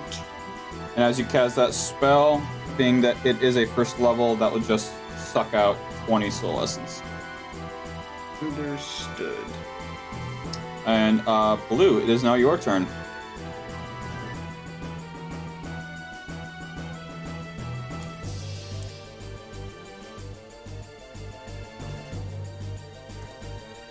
Alright, so first things first, con saving throw. Yo, a nat 20. Alright, you are no longer charmed. Alright, you know the drill. And that ends your turn. Greg's going... As Yeah, to break out of a spell of which you are charmed, it sucks your entire turn to make a saving throw. Motherfucker, I can't even use my bonus action. The only thing you could do is move. Greg is pissed off to the highest level of passivity. I don't think he even needs your drink for this type of rage. Greg's going to unleash a holy... Greg is going to unleash a literal holy hell upon them next turn, because now I'm actually pissed off. I get the Hey Greg, you want a What? little magic elixir code red? Hey, that's funny, because, guess what I'm drinking? Code blue. No! Greg holds up one hand. Okay, fair warning, you haven't tested this elixir before. So it could melt the shell off a garden snail. So I'll be right back. My phone. Wait, I'm on a phone. Shell off a child. So, yeah, catch Greg, and I am not. Let's just hope that whatever you turn into is gonna be freaking badass. All right, so it is now the second succubus's turn. She is going to put her hand on her sister's shoulder and cast Cure Wounds on her, which allows her to heal for a DA plus her modifier. Will allow her to heal for is a raw 8. It's a raw meat. And then as her bonus action, She trips onto Grim's brain.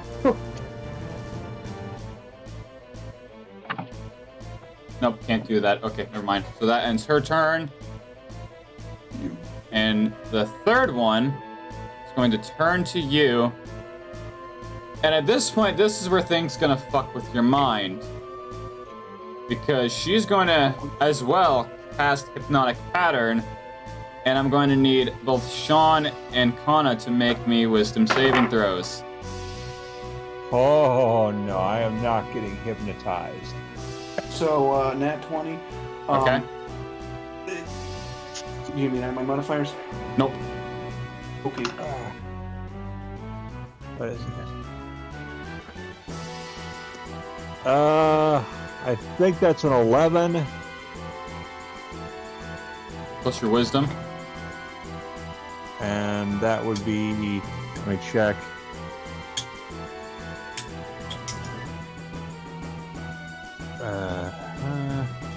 So that would be a +1, so it's 12. All right, so at this point, as you watch as she extends her arm a similar way, and you watch as a spiral just starts to form in her hand, and you can't help but just be drawn to it as you are now stuck in place with a speed of 0, meaning you cannot move, and you are charmed. Wait, what? Is he Eustace again?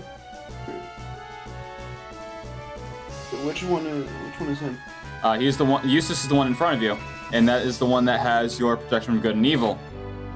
Unfortunately for you, these are not fiends. Oh, okay. As the cat's now out of the bag, as you begin to realize in confusion, I thought the cat was in the bag. the succubus that had just cast the hypnotic pattern, she's just gonna give a shrug.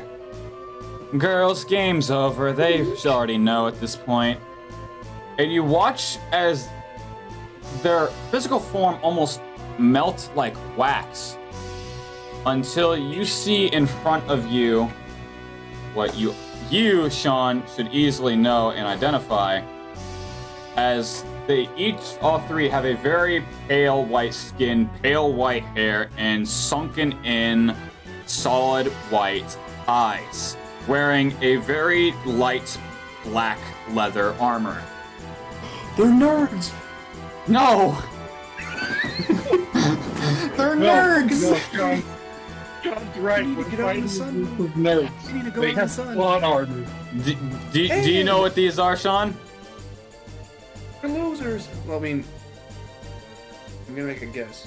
Go for it. Computers? They're what? Computers? Vampires. These are changelings. Oh, cringe! Change- Fringe. Should They have been can shit. change. No. Okay, hold on. What? They are changelings. Oh, Humanoid shapeshifters. We're fighting Odo from Deep Space Nine. Oh no! Oh no. I hope someone gets that. Oh no, it's just alter self.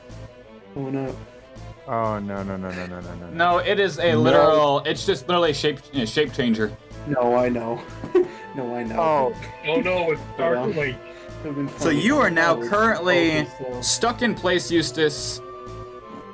Because ironically enough, it is now your turn. Do you wish to make another wisdom saving throw? Not like this. They're not taking me out. Take the Greg tactics, piss on them. 18. Piss on them! 18. It's not going this way. Alright, so you watch as they change form, and you suddenly just get this urge of adrenaline that shakes you out of your charm as you no longer feel restricted physically. As now top of the line, Stetson, your go. Okay,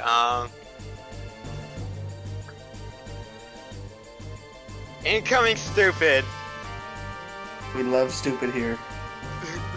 Continue. Greg, I'm sorry, but I'm doing you from first session. Oh. Nothing allowed. Only Greg gets to be Greg. I don't think you can pick up a motherfucker and beat him with a motherfucker. You can Oh, but try.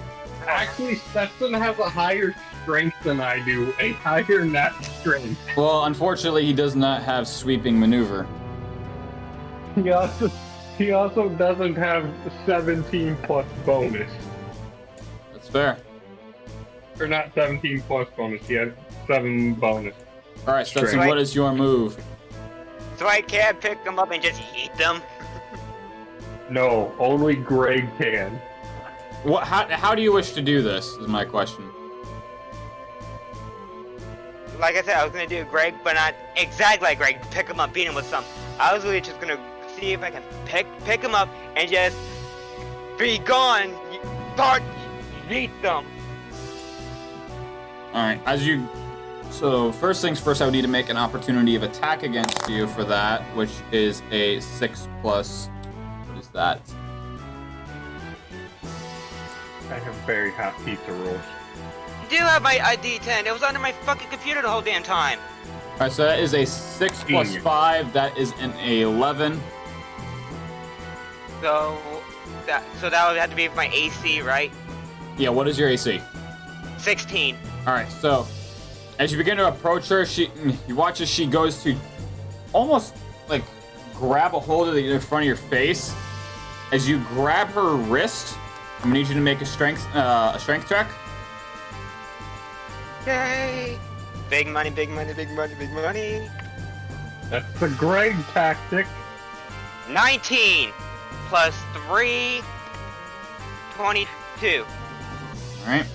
So as you grab her wrist and made her attack, and just straight Spartan kick her, as she is currently now prone, every good bit of now 10 feet away from you. Damn it, Stetson. And she takes 8 points of bludgeoning damage. Stetson, I was going to pull a Greg. As it is now like her I said- turn, she's going to use her action to get herself up.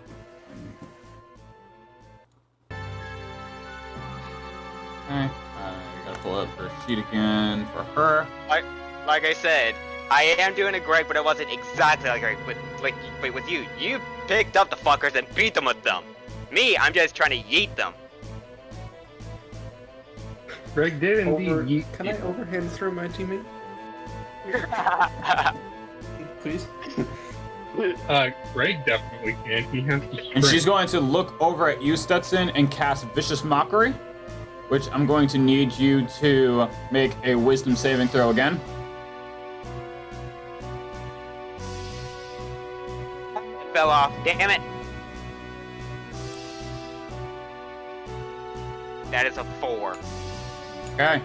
As you watch as she just straight down death stares you as she mutters something in infernal, and the only thing you could feel is your head begin to ring in pain as you take 3 points of psychic damage. And you also have disadvantage on the next turn for attack rolls.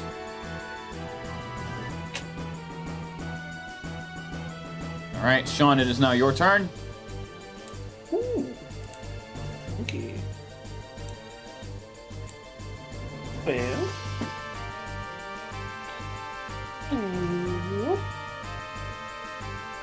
How dark is it in the room?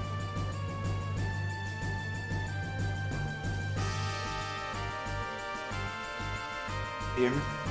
Yes. How dark is it in the room? It is bright. You can see perfectly fine. So,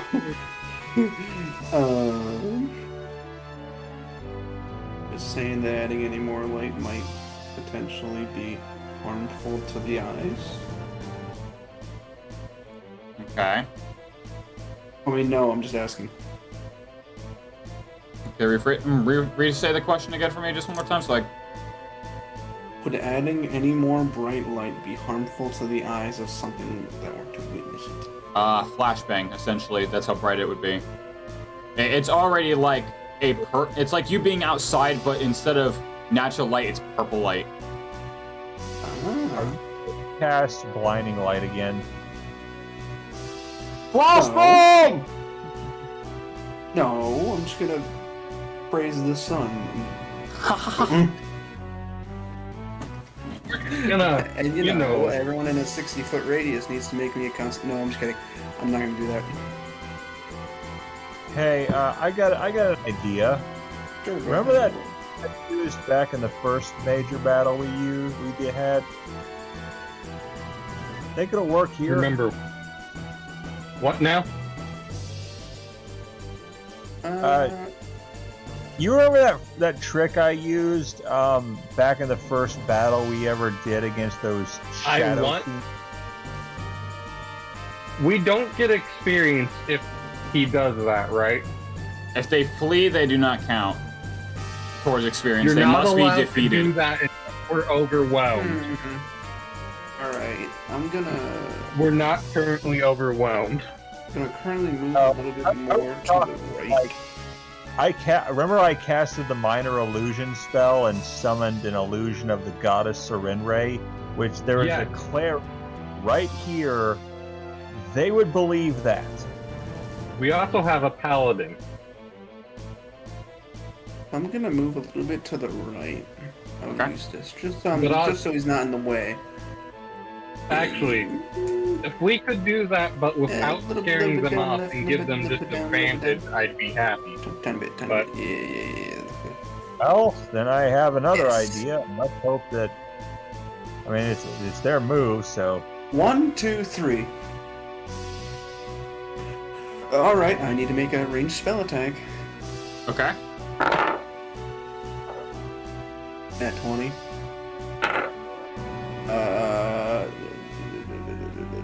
That'd be a 14. And the other one's going to be a 2. Healing spells damage. So a nat 20, a 22, and a 14.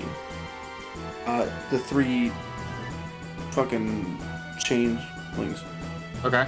So yeah, that hits all of them. Oh, that hits all of them. Okay, well, how do you do critical hits? You roll and double. Oh, you roll. So I roll the damage out and double it. Yep. All right. So that's gonna be. Select for me which one's going to take that crit. That's going to be the one absolutely closest to you, so that'd be succubus number 2. Alrighty, well, gonna take 22 points of damage. Alright, so what are you casting on them? Scorching Ray. Scorching Ray. So as you extend out your arm and just multiple beams of just straight Scorching Ray sunlight just immerses from your arm and just takes a good slash right across the neck as a bit of white just splashes out of her neck. The next one's gonna take 11 damage. Alright.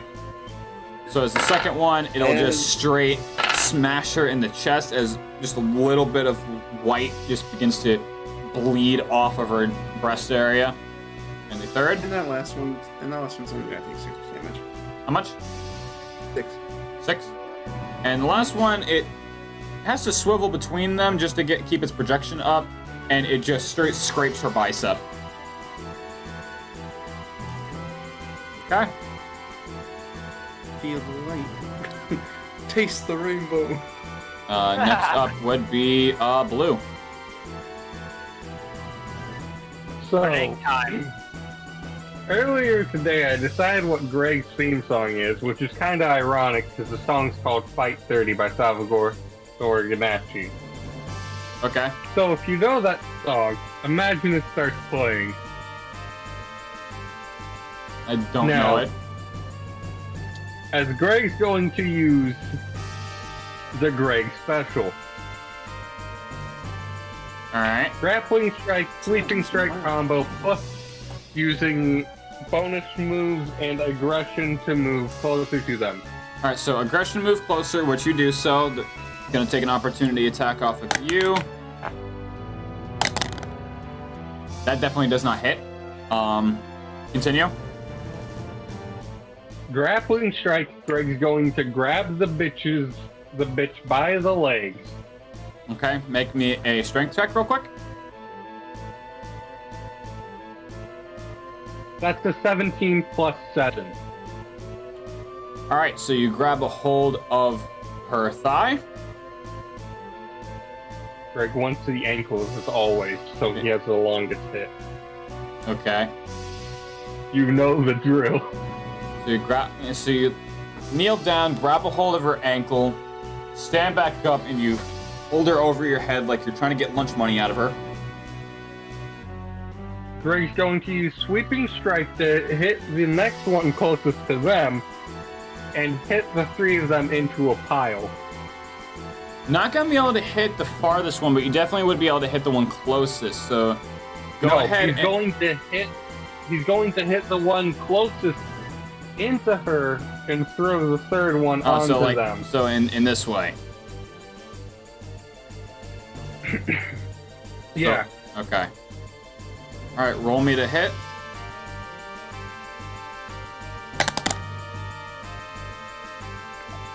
And Greg rolls a nat 18 plus 7. Okay. Bust out some damage dice.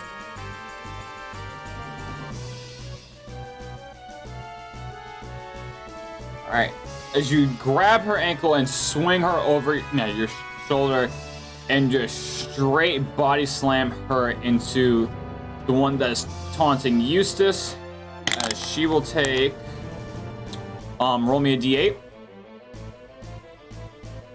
That's gonna be one of your superiority dice. Hold on, I'm looking for my nearest D8.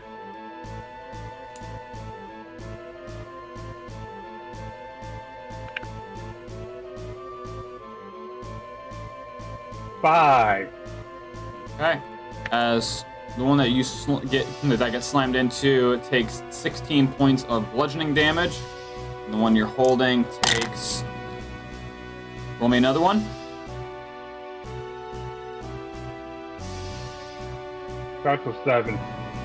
Takes 14 points of bludgeoning damage as she is knocked off her feet, prone. She's going to make a dexterity save and throw. That is a 13. So she's prone as well, but she's just simply knocked over. Like she just got knocked on her ass. And she will just simply take 4 points of bludgeoning damage. So 2 superiority dice already used from you. Yep. And I'm pretty sure because of the rest I had 4, right? Yep. Okay, I forgot to update that on my sheet last time, so I'll just put it down to 2. Okay. Do I still have action surge and extra attack, or did I use those to do all that? You still have your extra attack.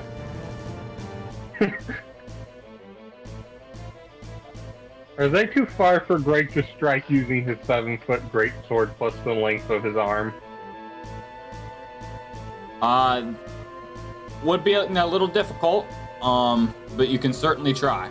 Being that they are prone, you would have advantage, but being that you do not do dual wielding while holding a moving entity, it would cancel out to just be a normal attack. Greg threw them as usual into the pile. Okay. So that would be your interaction.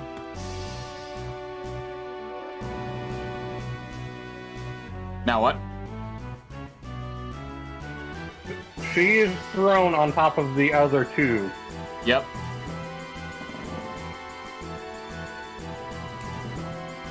Greg is going to strike the closest one with his great sword.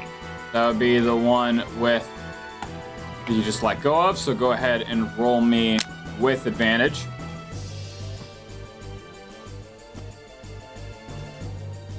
I rolled a 17 to strike. That's your highest of the two? Oh, right. I forgot I rolled 2 for 7 for an advantage. Yep.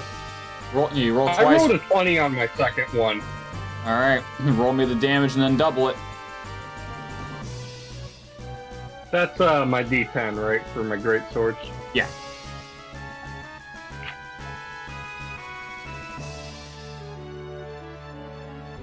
I did 20 points of damage. Alright. So as you watch, as soon as you go and you throw her onto the top of the pile, she whips her head right over into your direction as your greatsword just pierces through her abdomen, and you just watch as she just spits up this white blood and just starts mocking you in Infernal.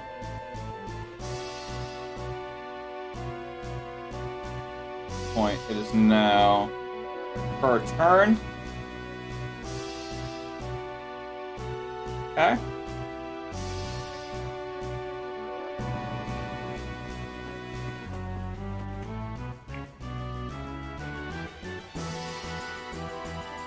Alright, what are we doing here?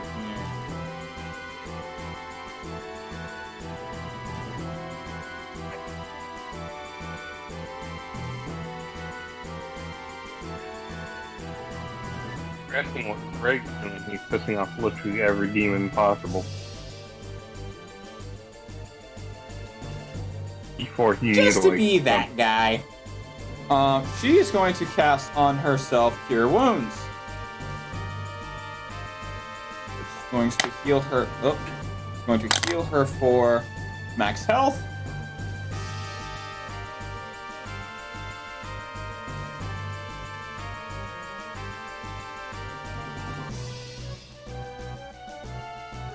And that's going to end her turn.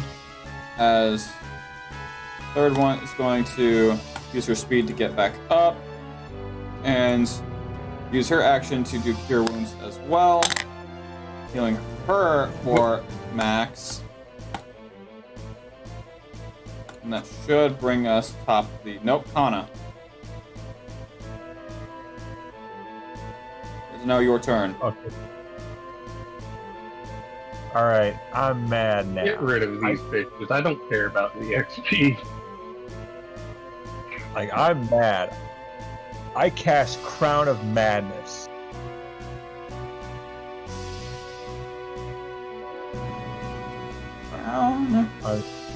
First succubus closest to me. One humanoid of your choice that you can see within range must succeed a wisdom saving throw or become charmed by you for the duration. Uno reverse. While the target is charmed in this way, a twisted crown of jagged iron appears on its head and madness glows in its eyes. The charmed target must use its action before moving on each of its turns to make a melee attack against a creature other than itself that is viewed. Before moving on each of its turns to make a melee attack against a creature other than itself that you mentally choose. The target can act normally on its turn if you choose no creature or none within its reach.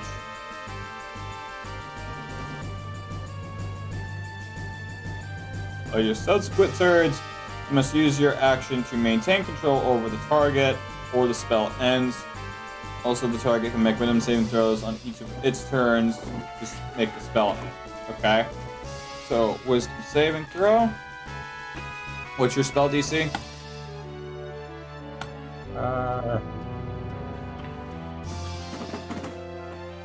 Spell DC? So, it's going to be 8 plus your wisdom plus your proficiency bonus. My wisdom is 13 plus 1. So 9 plus your proficiency.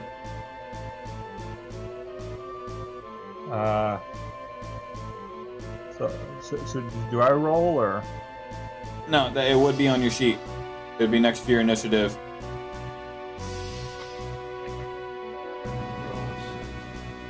I want to say, being that you are level 6, it is +3. Let me look. Advancement. +3, yeah. Yeah, It's +3. Okay. Yeah. So 9 plus 3, that is 12, is your spell DC. Which means I have to meet or beat a 12, and I get a 16. Crap. So that's going to siphon out from you 35 soul essence. Oh, come on, man. Second level. As you watch as the iron crown begins to form on her, she literally takes it and just throws it on the ground as it just shatters into just arcana dust. That does it. Am I allowed to do anything? You're allowed bonus actions and movement. I am chugging my frigging red elixir. It is That's gone. on Greg, and we forgot to use that before we started the Greganing. Toss it to you yet. I just asked you if you wanted it.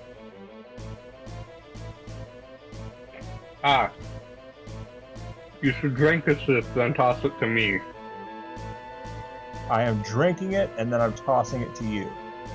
It's on. Alright, so you go ahead and drink it. Donkey Kong. And I'm gonna turn into a monster because Druid's Circle of Horrors. Yep. Alright. We're all getting Yeah, so as I drink it, I basically Hulk out. And what is And I Hulk what is your transformation into creature of choice? Carapace.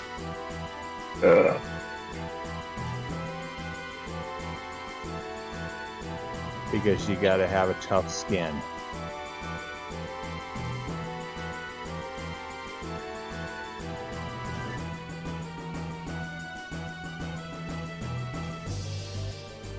Like, It's like in, the tortoise? It's in the no, it's in the sub, like the multi-class, like this multi-class thing you sent me. It should be Druid Circle of Horrors.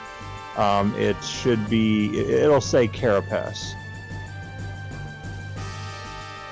I can even circle. I can even show you. No, yeah, I can get that real quick in a second. Alright. Gotta scroll up, gotta scroll up.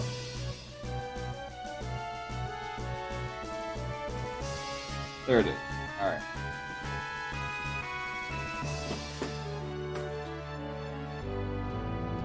Yeah, because the carapace is like a tortoise. No, Carapace is like crab shell. Yeah. It's like a crab, but it's a tortoise, kind of, sort of. They both got the same hardness. Your skin hardens like, into a shell, your armor class becomes 15. At 10th level, your armor class becomes 17. So I basically, like, I've hulked out. Like, my clothes are having a hard time fitting, and I basically roar at this thing. And, like, luckily you're not the only one who can do sound effects. So, yeah, I just roar the hell at this thing, like... Alright. Like that.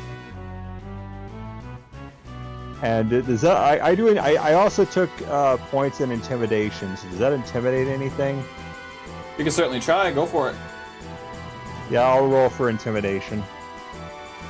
I'm just letting you know, Kana, if you roared with a voice modifier, I did not hear a thing.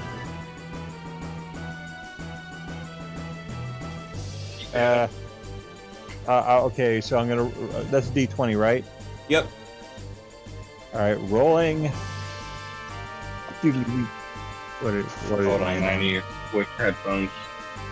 that? Landed on a 16, and so that landed on a 16. I took points in intimidation, so that's a +6. So 16 +6 for charisma, intimidation. Yeah. All right. Your roar definitely does startle them.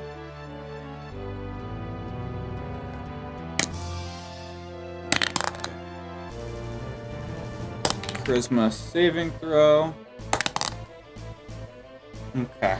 As the one in front of you is the only one that is now frightened. When my turn comes up next, they're dead.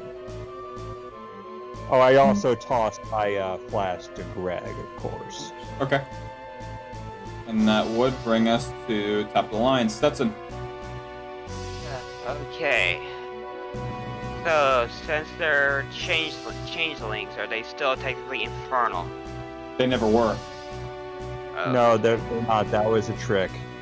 Okay, so I was thinking of doing something, but I don't know if this will work. You can do the fire now that we know they're not infernal. Yeah, that's what I was gonna do, but I was gonna do an extra attack after. I'm going to actually go to hell this time. But am I able to do that? Yeah, you can. It's like, Go to hell. Okay, so first off, since Greg graciously put them in a pile just for me, all of them are gonna, and there he goes. All of them are gonna get hit with the fire breath. And remind me what save I need to roll for them. Dex save. Dex save. Big save. And what is your spell DC? Where do I find that?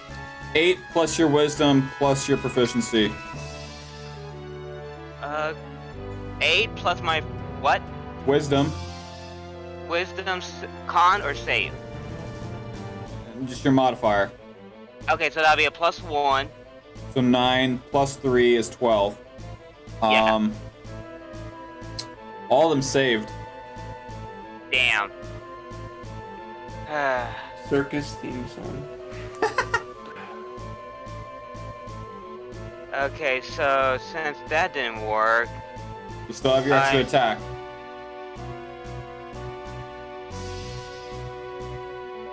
okay, so how many rages can a level 6 use in one single battle?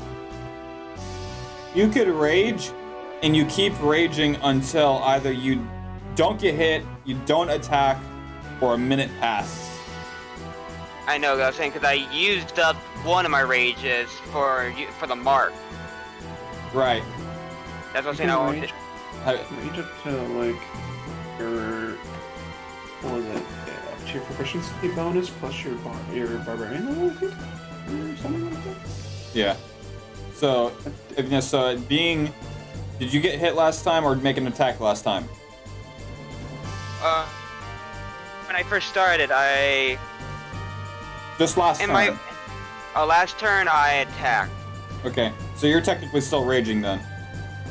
Okay, so that'll be okay. So okay. So my bonus will be using an extra attack. So my first attack, I'm gonna go to the one closest to me, which will be the second one, and I'm gonna use my glaive and kind of do like a swifting uppercut. And then for the next turn, after I roll this one, I'm gonna use it to see if I can try to get a like a 360 around. Well, you've already used your cone breath, so that would take up one action. And now you just have your extra attack, so you'd only be able to swing once. Okay, so never mind then. I'll just regular attack then. Okay, so let me If my dice will stay nicely on my table, Why'd you leave your It keys up le- on the table? as you just said that, it landed. As you fucking said that, it landed on my fucking keyboard with a nat 20. Alright, go ahead and roll the damage. And then double it.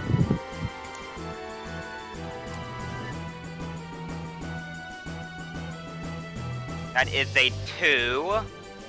You rolled a 2? Mm-hmm. Alright, so then double it, which would be 4. Yeah.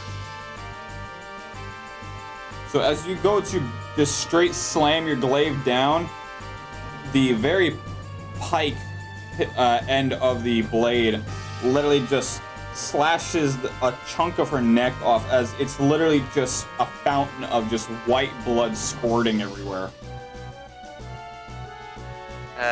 Okay. You gotta squirt.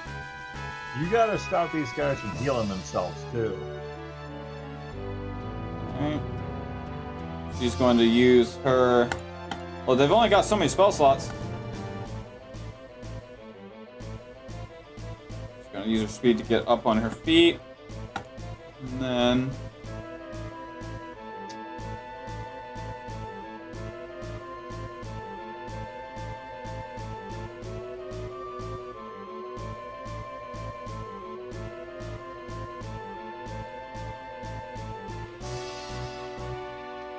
Okay. So, Greg, go ahead and make me a wisdom saving throw, as she's going to cast Charm on you.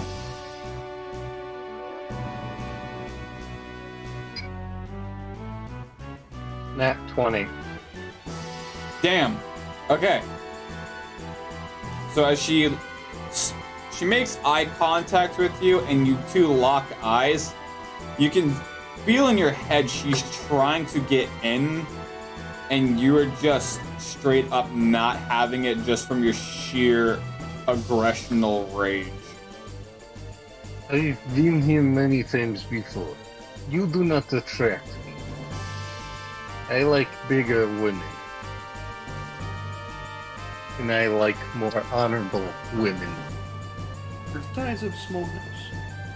And being that she just now got the chance to get in your head, she's going to use Shape Changer and polymorph into your wife. I thought you were gonna say his mom. Your mom? That'd be weird, because Greg's mom was dead before, shortly after he was born. Hey there, sweetie. Remember me? Shooter. Shooter, shooter. You. Who the hell are you? Zombie. Like Jesus, he was a zombie. Come on. But she's just going to Damn shape it, change into your wife. Now we have to come up with what Greg's wife looks like.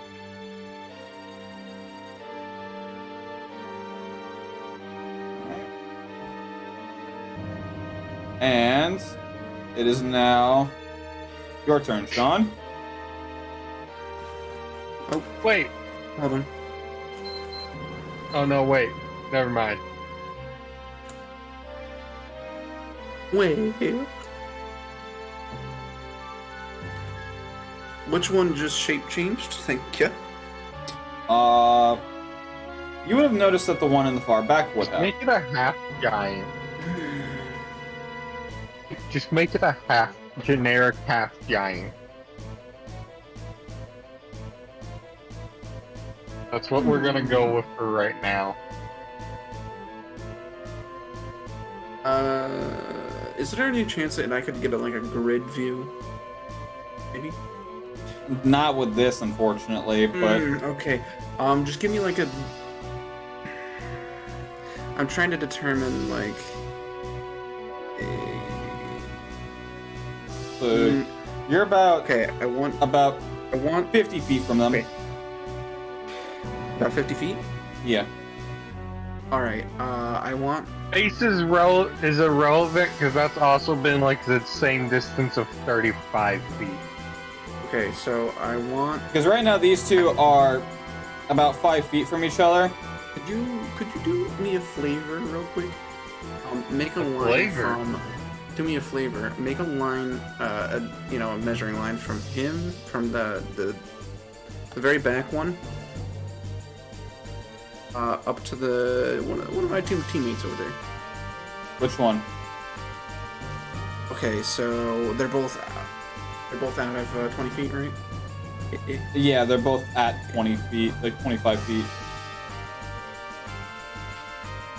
Perfect. Yeah, about 15, 20 feet.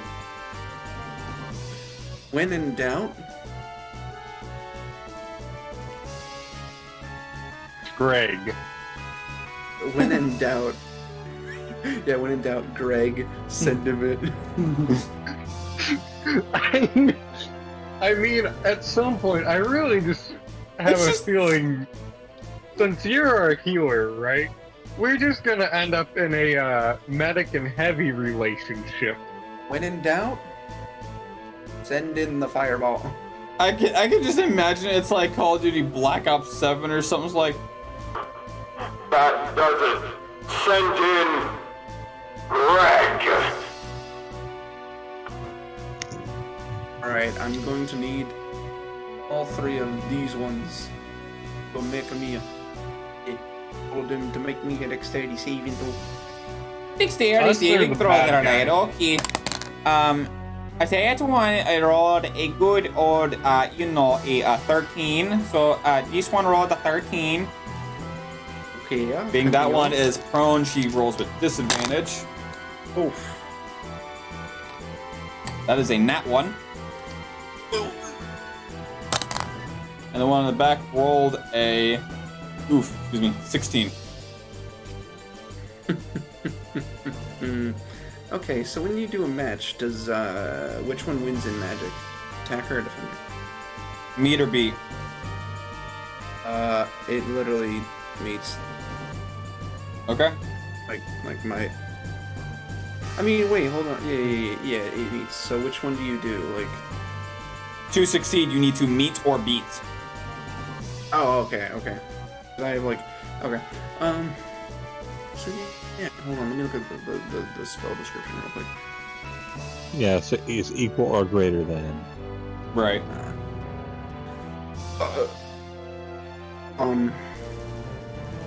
Okay. So I'm gonna need to roll. Yes amount of dice. Well. Oh wait, hold on. There's a webpage for this.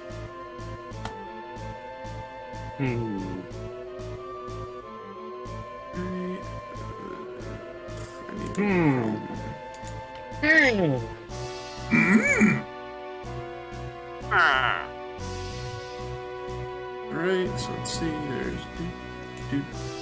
Tyra, so you remember how my oath is burning radiance, right?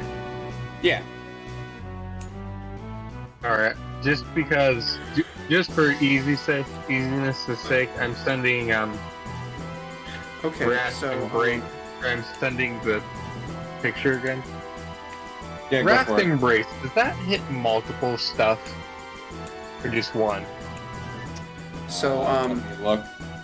So you are doing. which one passed? Which one passed? The, One rolled a one 1. back. One rolled a 1. One rolled a 16, and then One rolled a. 14. Pretty sure the one that currently looks like my Okay. wife passed. So, okay, so the one that looks like your wife is in the back, right? You said Wrath Embrace. I think she was the last Yes. one to roll. As a bonus action, you call down a pillar of fire from the sky to burn away a creature you can see within 30 feet of you. The target must make a charisma saving throw against your paladin spell save DC. If it fails, it takes fire damage equal to 10 plus your paladin level. It becomes immersed in embers, preventing it from taking Only the one high target? Yes. Alright. So, A creature you the can one see. in the one in the Sweeping back. Strike only works on physical attacks? Yes. The Alright. one in the back only took half damage because obviously they passed. Okay. 18. 18 So- damage. So they take 18. Yep, that one takes 18. The The other one two? closest. Yeah, well, the one closest to me, Succubus, I think 2 or 3, takes 32 fire damage. Okay. And the good old Succubus 2. Yep.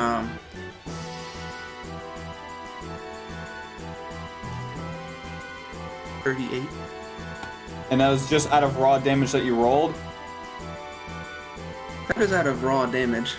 Alright, so being that they rolled a nat 1, double, 38 minus 38.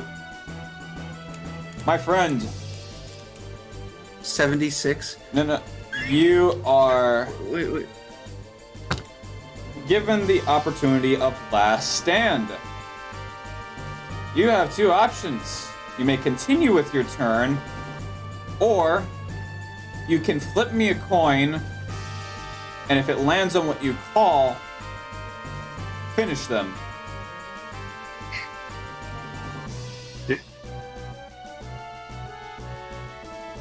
Didn't I have a really ridiculous one of these? Yes, we don't speak of it. No, we totally spoke of the time it went over my head, bounced off my arm, and hit my Xbox. Players don't much have anything good, useful in the terms of. And what all did you just use too? Another Scorching Ray? Fireball. Firebolt, okay. Yeah, that was 8d6. Ah, yes, classic. Yes. Bat poop. So you can either continue your turn or take the last stand coin flip. Any downside to the last turn coin flip? Is there any catch? So, if you were to look in the D&D rules for combat, D&D rules, combat, last stand. When a non-boss enemy reaches below 10 health, they become dazed for 3 rounds. Should you wish, you may flip a coin against me to finish it off. Your turn ends regardless of bonus action or movement should you fail. Also, just ends my turn early. Yeah, so literally, if you have not moved or you have extra bonus actions you would have liked to taken, and you fail the coin toss, your turn's end. Alright, sure. Why not? I'll do the toss. Why not? Alright. Call it as tails to succeed. Yeah, sure. Why not?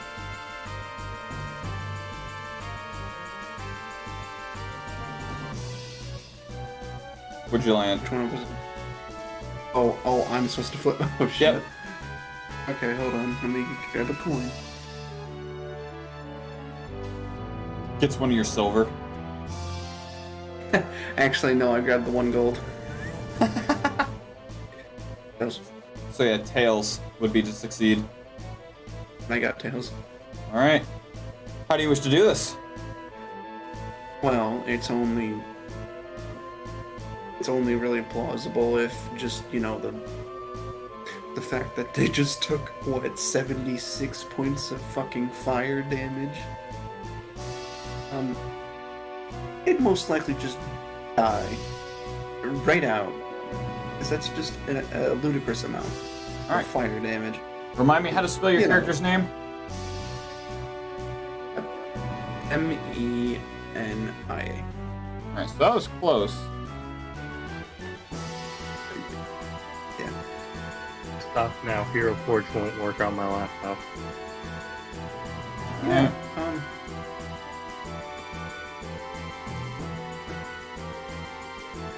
Just to remind myself what you're at for level wise. Yes, you're level 6, but I mean XP wise, 14,000. Okay.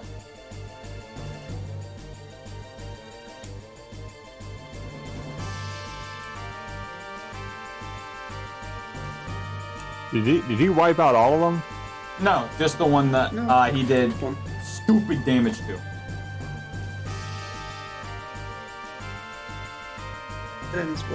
That ends my turn. I don't have much else. He does. The one that turned itself into my wife. is about to get its ass handed to it in the most spectacular way. Joke's on Yeah. you, I beat my wife. No, Greg is not. Greg is a noble and honorable man. You Joke's mother- on got- you. I get really drunk. You've got the flask. Are you drinking it? Oh god. Greg's going to drink the flask. I am not responsible for whatever you turn into. I hope it's just Super Greg. Alright. Let me pull up your sheet again real quick there, Hana. Alright. I hope we just get Super Greg.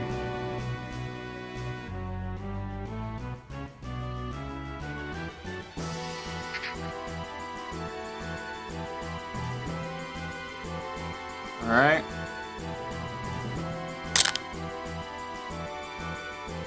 You take the form as a mass of eyes. You spawn dozens of eyes across your body. You gain dark vision within a range of 60 feet. You also gain the effects of the spell See Invisible at all times. Alright. So This now sounds like you a are- curse. So my extra action's immediately going to lay on hands. Well, that'd be an extra attack, not extra action. Oh shit. Alright. But yeah, you've turned into Eye-Clops. I hate it. Never again. This gives a whole new Is meaning to Greg the already- all-seeing eye. Greg already has all of the abilities, and also all of the extra eyes are useless because they're under heavy plate armor. Greg's going to cast Fiery Embrace. How long does this bullshit last?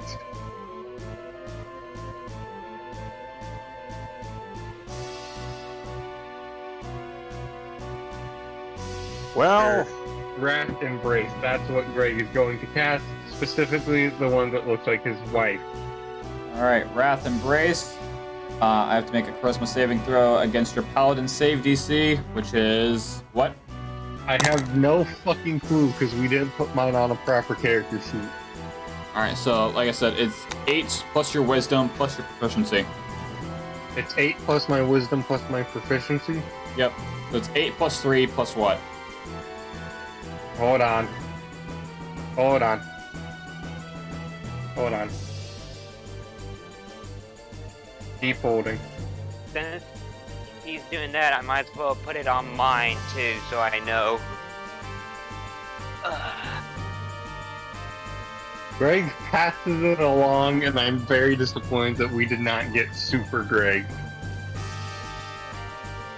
Because imagine Super Greg plus Spirit Form Greg.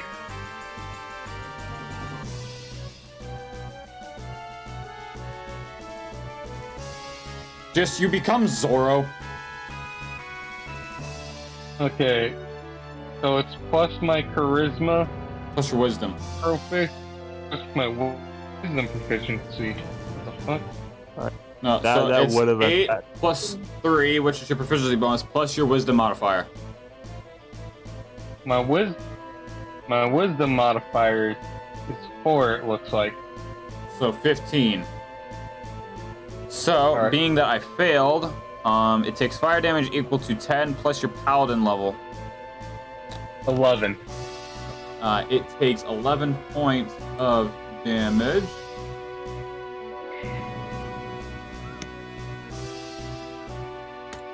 Alrighty. And becomes immersed in embers, preventing it from taking the hide action or invisible for 1 minute. Okay. You wish to do anything further? because Can I simultaneously throw the bottle to Gold or the flask to Golart? And I'm pretty sure lay on. Does this count as a curse? Would lay on hands get rid of this bullshit? No. This would be something that you God would damn need to it. just wear off. Yeah, it'll wear off on its own. How long does it take? 15 minutes. For you, 50 minutes. Damn it. Greg's going to pass the flask to Golark. If Golark gets the super form, I'm gonna be pissed. Well, there's only Oh. 3 things that you could turn into. Oh. Yeah, there's only things you can turn into. You could turn into a fish, you could turn into a crab, or you could get the eyes. You got the eyes. Arguably, Crab Greg would be super form Greg. Well, crab is what I have right now, and it's what's about to decimate these monsters into pulp. Greg throws it to Golark. What do I need this for? I thought you said you wanted to text it. I did not recall that, but okay. So, is it my move? So Greg just took his turn, which would make it number 2. Oh wait, they're dead. Monster 3, so that'd be Succubus number 3. Okay.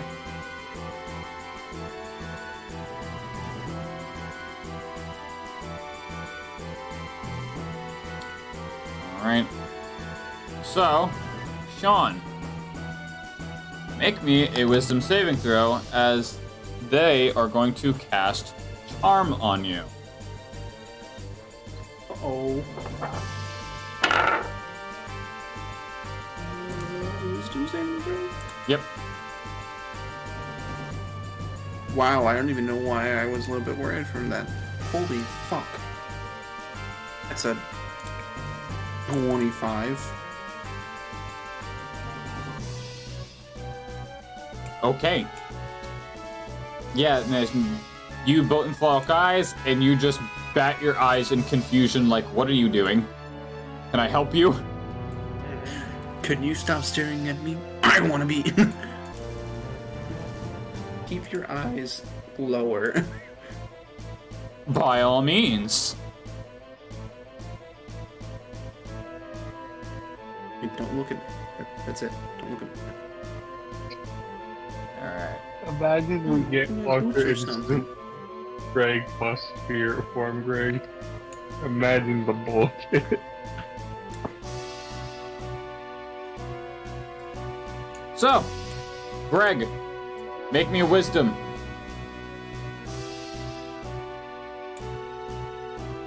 Wisdom save. Hold on, I was taking a drink. You're okay. Nat 20. Jesus Christ. Can y'all just get charmed for once, please? I've got some things I would like to do, but y'all are saying, fuck you. Never. Well, I you did get, well, I you did said- get charmed once. Yeah. Also, I decided to start using the lucky die because no, I don't want to get charmed. I will bust out the Titan blood dice if need be. The hell is the Titan blood dice? It is a D20 that is black and red that is the size of a golf ball. Bleed on me, father.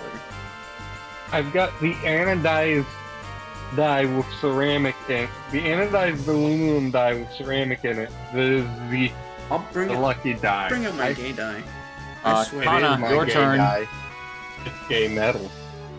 Okay, I'm up, and it's on. Since I'm at 6th level, I use my aberration trait number 2 and grow a second set of clawed arms. Okay. Like I pull a Tien Shinhan. Right. Bruh. And now I am going to come at them with claws bared and freaking, like, just full strength, slashing motion.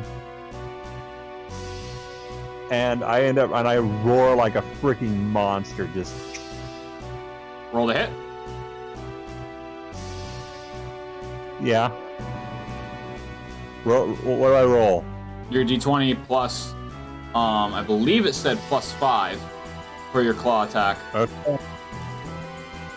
Gonna Google Alright. if there's a way to go.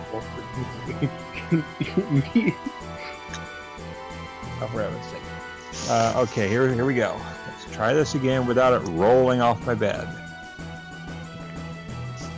What do we got? A 13. Just barely 13? roll damage. Okay, what damage shall we roll? That would be written on the little stat block where it says the Druid of Horrors aberration. Okay. Find that there. So that would be for your claw 1d8 plus 3.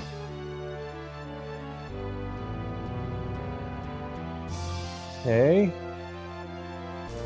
Do I have a D8? You should. It's the diamond. You want me to roll my lucky D8? Just the one who doesn't want other people rolling for him. Okay, yeah, I do have a D8.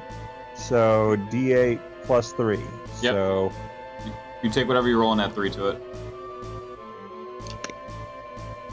there you go. Dang, I 8. don't want other 11. people rolling for me. I have Alright. insane luck. So as you bare your claws and you just straight bum rush, you just take your arm and just straight sideswipe and just straight dig your claws through the leather and just watch as just each puncture wound of your claw just spurts out its own little spit of this white blood as she looks down at your claw and slowly looks up at you and just spits what blood is in her mouth just right all over your face. Rolling intimidation. Okay. At least it isn't disease. Because I don't take frickin' like taunts that well. 18. What is in my current on hero board? Oh yeah, it's definitely effective. 18 plus 6, so Yeah, it's definitely Yeah. effective. so yeah, like also I think I get to attack twice. You would in your aberration form. Yeah, so do I get so can I do that? You can do a second swipe, yep.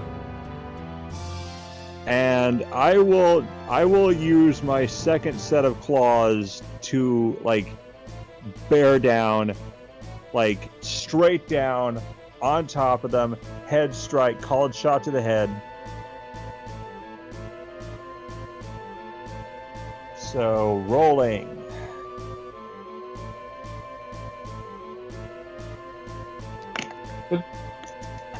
But Kana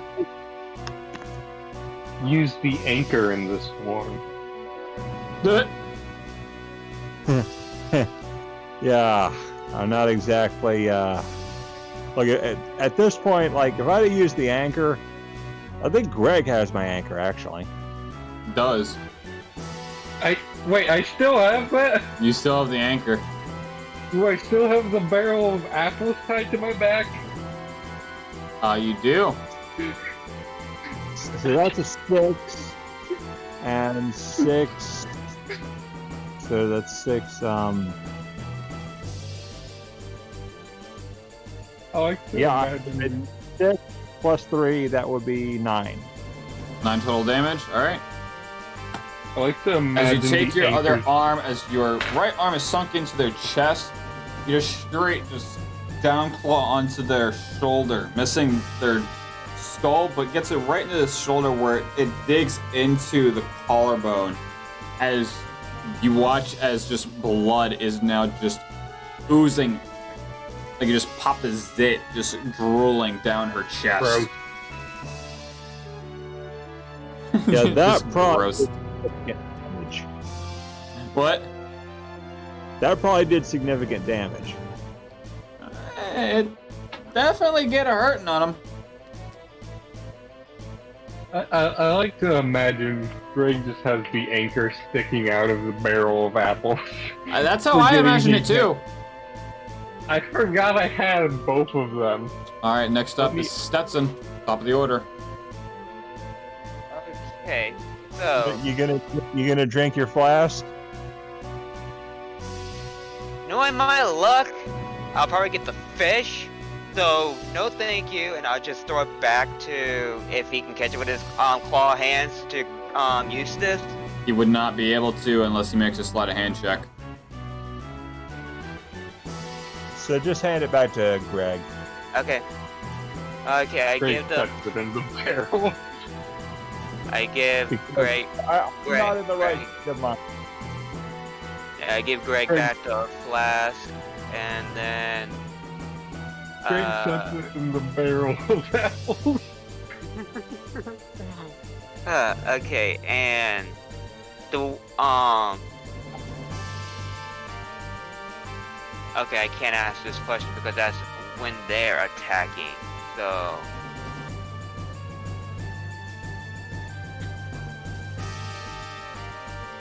I mean, I could trigger Bloodlust. Wait a minute.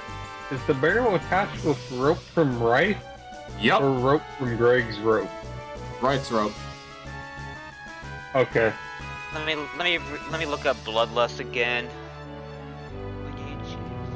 I just thought of like, you know what my next attack is gonna be if Greg will hand me my anchor. I am going to wrap all 4 of my claws around my anchor and just bring it down with top force. I'm gonna try and carry this barrel of apples to the end. Okay, so Just fucking one of those unlocked or hidden achievements. Yes, it is. You can't convince me otherwise. This is an achievement now.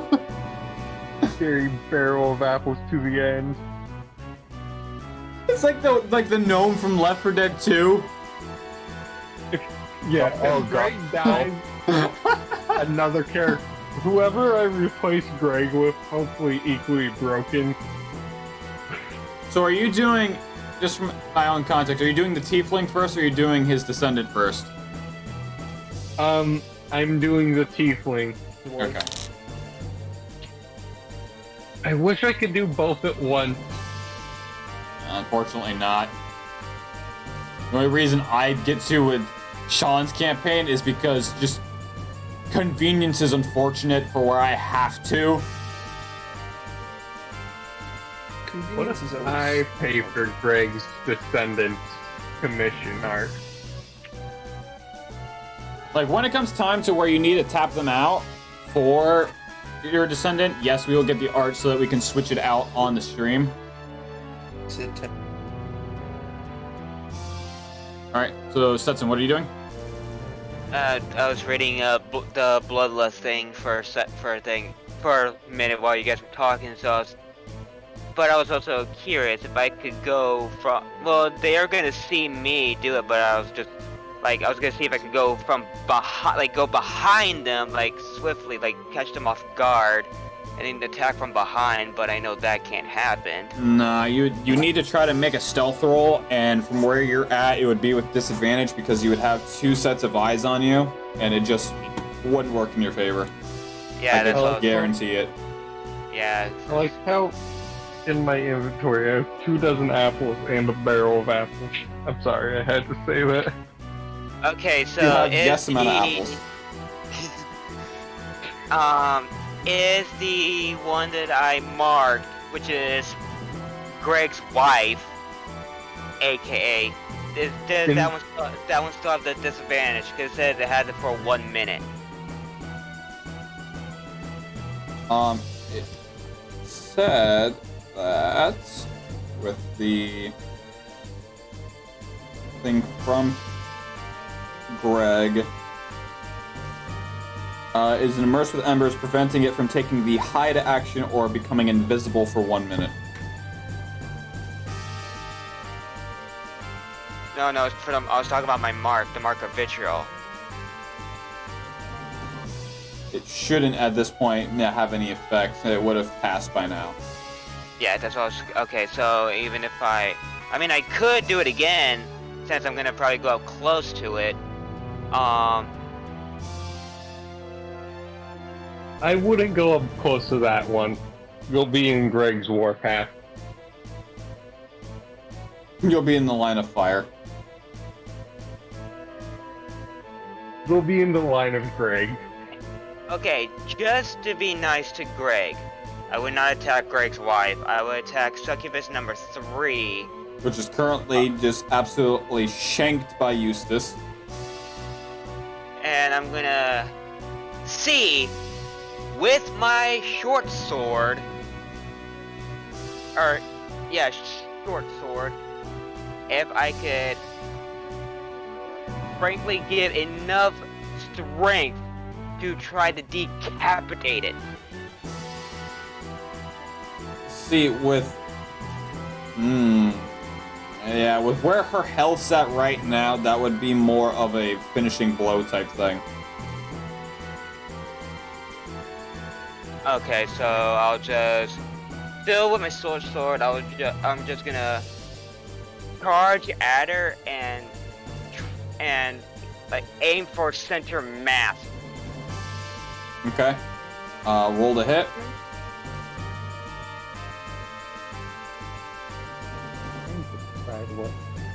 That is a 18. Roll damage. My D10. I Oh, don't no. have that sword anymore. Short sword's a D6. Never mind. That is on the floor. What's it doing down there? That's a 3. 3? Okay. Mhm. So as you absolutely just lunge straight forward, you lose your footing a bit because you don't want to just straight stab into Eustace's arm or hand. So you go a little lower and you just get her right where the belt line is. And your blade is about stopped maybe 3/4 of the way. So only about the base 1.5 inch worth of the tip of the blade actually pierces through the skin. At this It's point, been because 15 she's minutes got... in real life. Huh? Trying to figure out if the potion had worn off on me. At this point, it would be about 3-ish minutes I've passed in game. And being that she's bleeding like there's no fucking tomorrow, she takes 6, 11, 13, 14, 15 points of bleed. Haha, she has 69 health. Giggity. And the other one has 96. That's funny as fuck. Okay. Alright. Now, it would be number 1. Which she's going to fly over to you, Golark, and kind of like force your head to turn towards her. I'm gonna need you to make a wisdom save.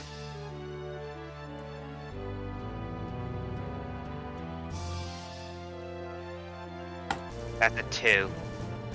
As you are now charmed by her, and she's going to use Draining Kiss against you, and the target must make a Constitution saving throw.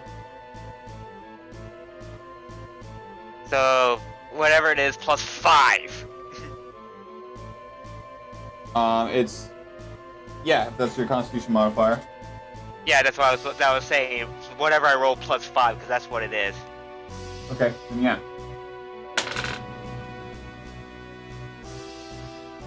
Whatever it is, I'm gonna take damage because I just rolled a nat 1. Plus 5, that's 6. Oh.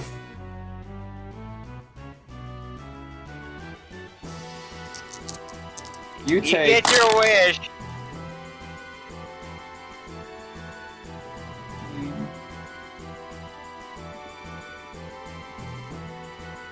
Greg's just over here getting angrier.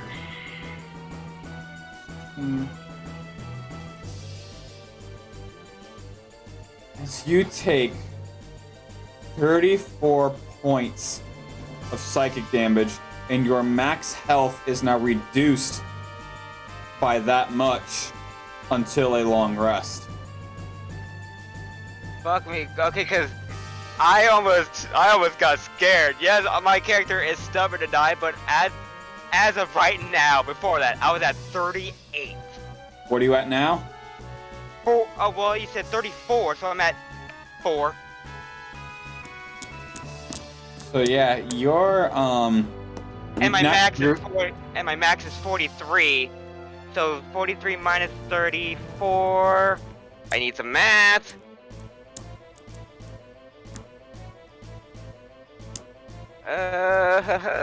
Okay, so 43 minus 34.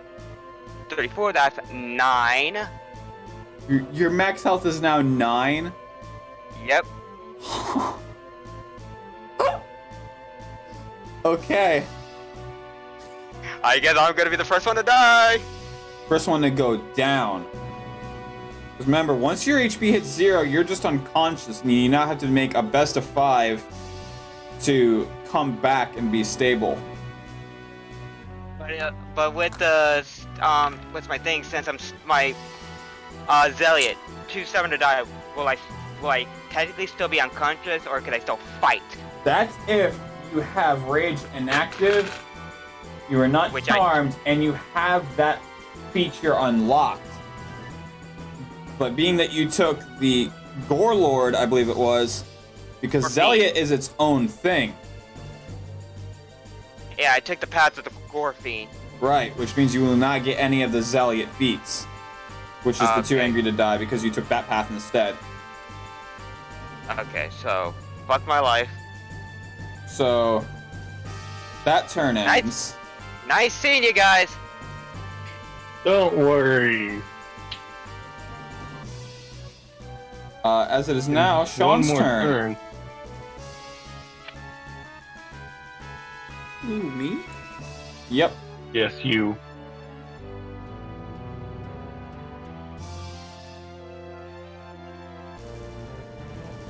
Show me my heroes, bitch. All I can say You're is fighting them. someone needs Golak needs someone's help quick. There are no heroes. Die. It's not on any decision early. I said I'm a healer. I never said I was a good guy. Well, you would only be able to heal him for 5 points. The heroes, as in my Hero Forge heroes, Sean. But my laptop's shitting itself right now. Yeah, I get that. So Sean, it's your turn. I understand.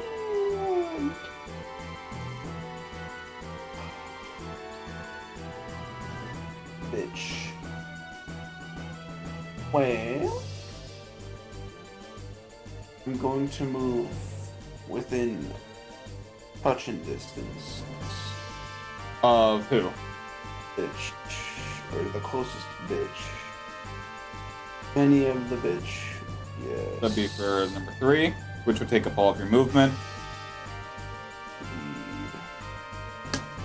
What species is Sean's character? Human. Alright, we've got 2 humans and 2 cool characters. God What do you damn, mean guys cool sound- characters? You mean weird characters. You guys sound like my D&D group.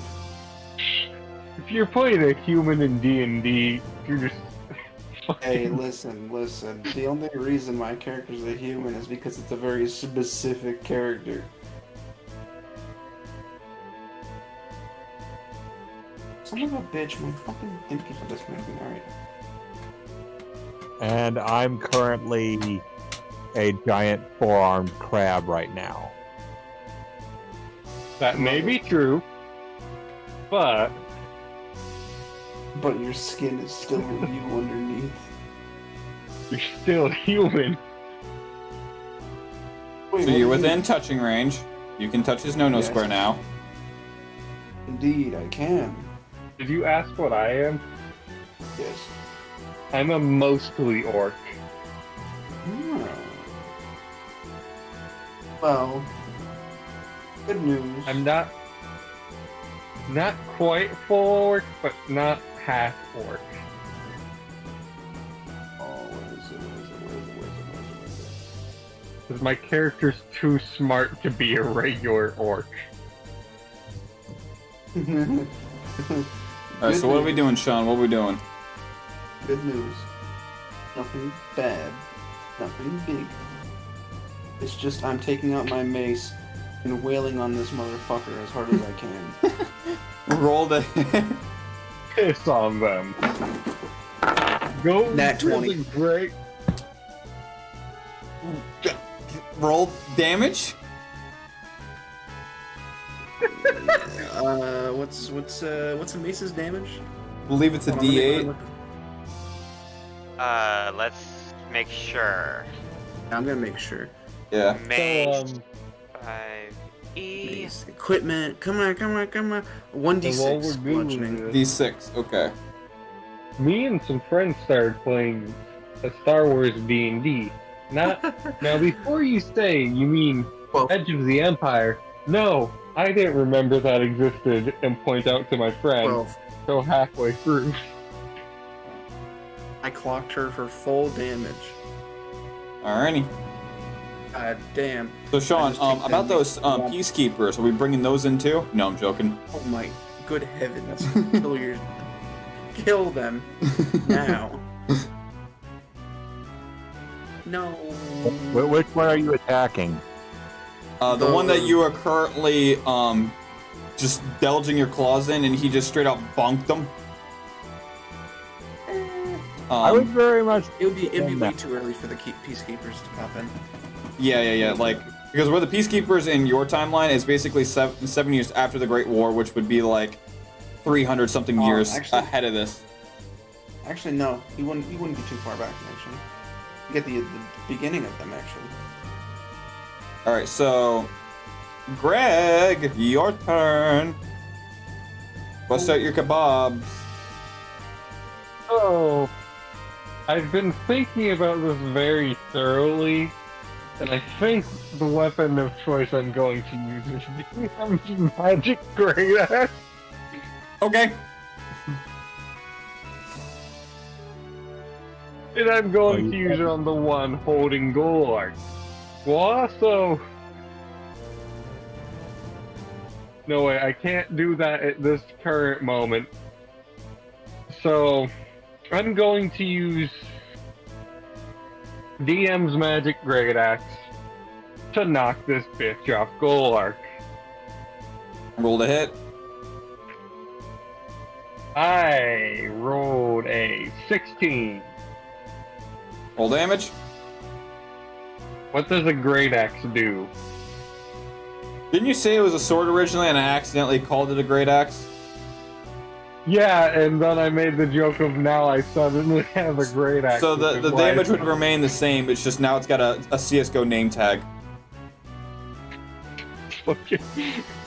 We've CSGO skinned one of my great... Sometimes it's a great sword, sometimes it's a great axe.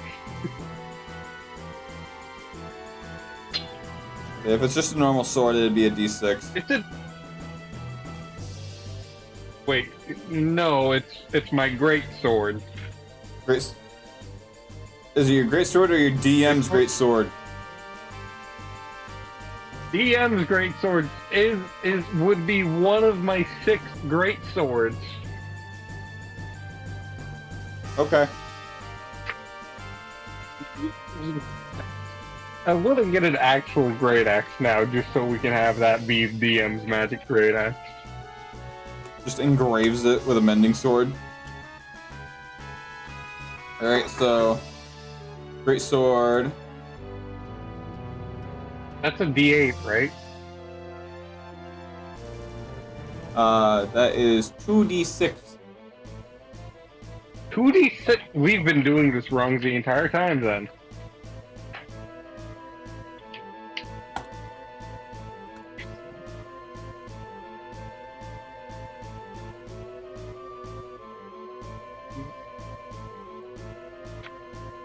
That is a 4. For both of them combined? Yeah, both of them combined. The lucky die failed me this time. It happens every now and again. I get a nat 1 on one of them. So as you go to swing your sword, you try to redirect your sword so you don't accidentally clock Golark in the back of the head with his 4 health. And you just literally just scrape the scalp off the top of her head. So her brain's exposed? You got nice flesh coming off. You gave her a little bit of a buzz cut. Well, now that Greg's next to her, Greg, Sure. may not be able to attack. What's up? extra attack now that Greg's next to her. Alright, roll the damage. The Kana anchor. Hold on there, buddy. I like. It would have to be with the same anchor- weapon. Oh, okay then. Let me grab my dice. After you attack, can you I know I can't speak in my aberration form, but I'm just gonna gesture to hand over my anchor because I'd very much like to use it. You know what should have been the magic great axe? The anchor.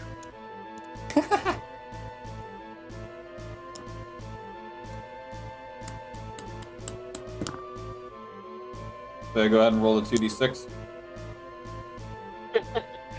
9. 9! Alright. As you go to keep up your momentum and swing it back, you clock her right into the back of the spine as you watch as her back arc and she just lets out this sort of a wail. Greg's also now in a position where Kana can grab the anchor. Yeah, Hopefully, I grab my anchor. The barrel.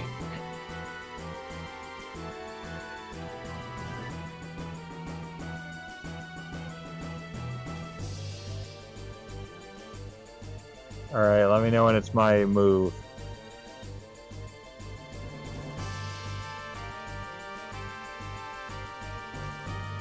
Yep. Okay, so now it's going to be this one. And it's going to... So right now it's the one that's getting wailed by both Sean and Eustace. It's getting absolutely gangbanged in the wrong way. It does not prefer to be gangbanged. It's also getting gangbanged by Golark. Ow. I'm pretty sure his short sword's in it. Fair enough, that is true. It is stabbed into it. He's contributing, but not much.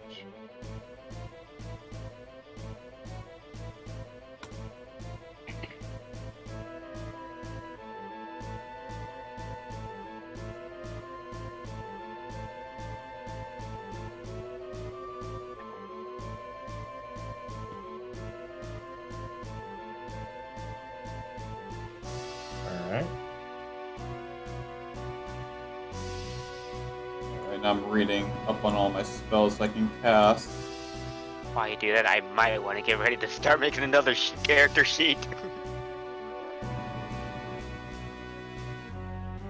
Time travel bullshit. We get Greg's descendant from the future in here. Hey, Golark. Go fuck yourself, what? Make me a wisdom saving throw. As it's going to look at you and cast Vicious Mockery. Hopefully something good, because if that I take damage, I'm fucked.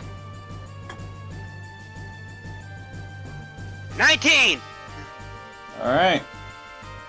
So as you're in like a tranced haze, you completely ignore her. And in retaliation, she's going to try and take a swing at you with her claw attack, with disadvantage being she is currently in that situation. And that is a 16. I see 16. As you take 3 points of slashing damage.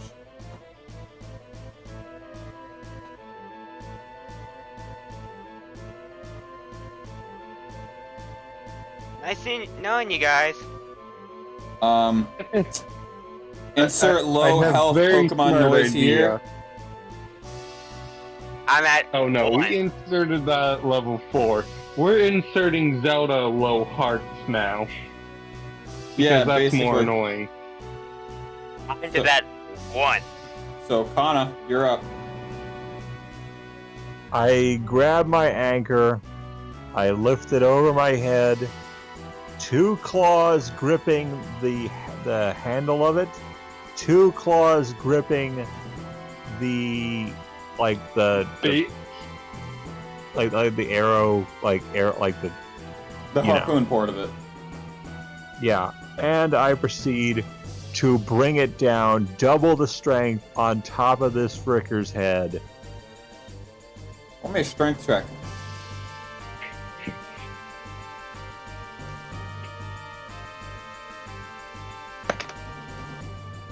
$15. The 14 because you have a -1.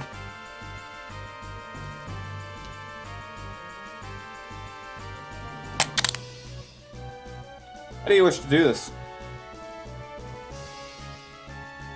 I am going just straight up like the anchor is flat right now, so it's like spread outward. Just pow, All right.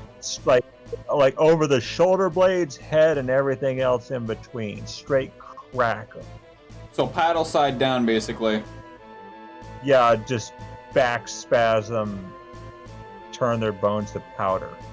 So as you do so, you watch as her skull literally engulfs itself into the rib cage, as you have blood just fountaining everywhere. As just this white neon fluorescent blood is just spewing everywhere like something in a Doom, as her body just like collapses to the ground. So yeah, Oh, wait, she's still alive. So I get to attack twice, right? Yeah. And I proceed to do the same to the other succubus or changeling. Strength check. And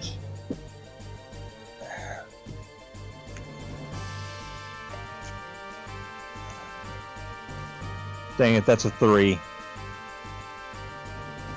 So slightly out of breath and in a bit of a shock because you just absolutely used almost all of your strength in that one blow. You lift the anchor over your head, and the sheer weight of the anchor kind of like throws you back as you let go of the anchor as it hits the floor, just to prevent yourself from just going prone.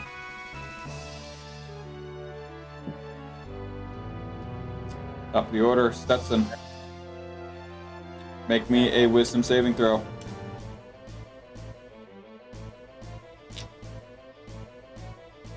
Well, That's with modifiers. +1 for wisdom. That's 13. You're still charmed, my friend, and your turn ends.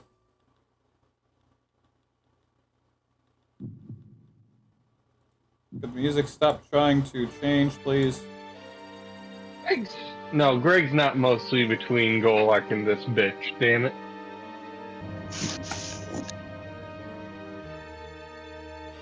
I just realized I should have done something. And she's going to use her claw against you, Greg. Good. And that is a 21. Ooh. How much damage does that do? Because Greg's armor class is 17. Alright, so that is a... That is 9 damage, my friend. 9 points of slashing. Alright, hold on. laptop's taking a shit. God damn it. And then that's going to end its turn, and Sean, you're now up.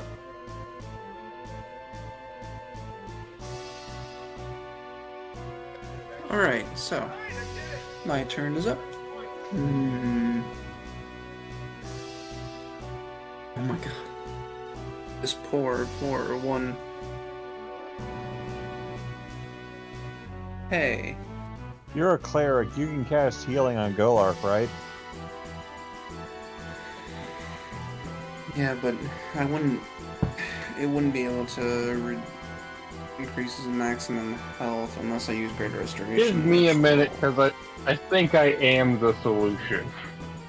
The stats effect of the one that the Succubus did on me. Did you say that was 4 turns? That is like that until you take a long rest. Yeah, and I can't get rid of that because I don't have Greater Restoration. Even if you level up. Yes. Okay, so I know for a fact we ain't gonna level up now. I was just saying. Oh, fuck me. So, good old question I for lost you. 9 health, right?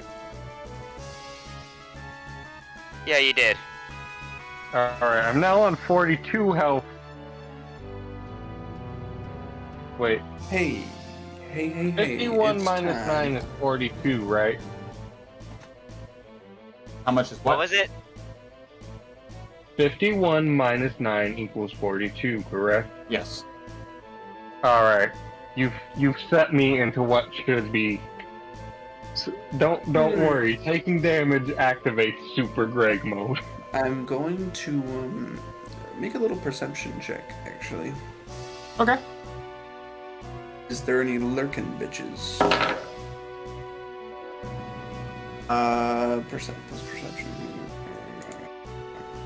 I know for a fact once I level up, I'm not going against this primal path ever again. Holy shit. 23? From what you've seen entering in, what you've seen before you went to sleep and got put to sleep by the Incubus, and what you've seen within the last, give or take, 35 minutes, the only things that are in this room that you are completely aware of are the 3 Succubus changelings and the main Incubus.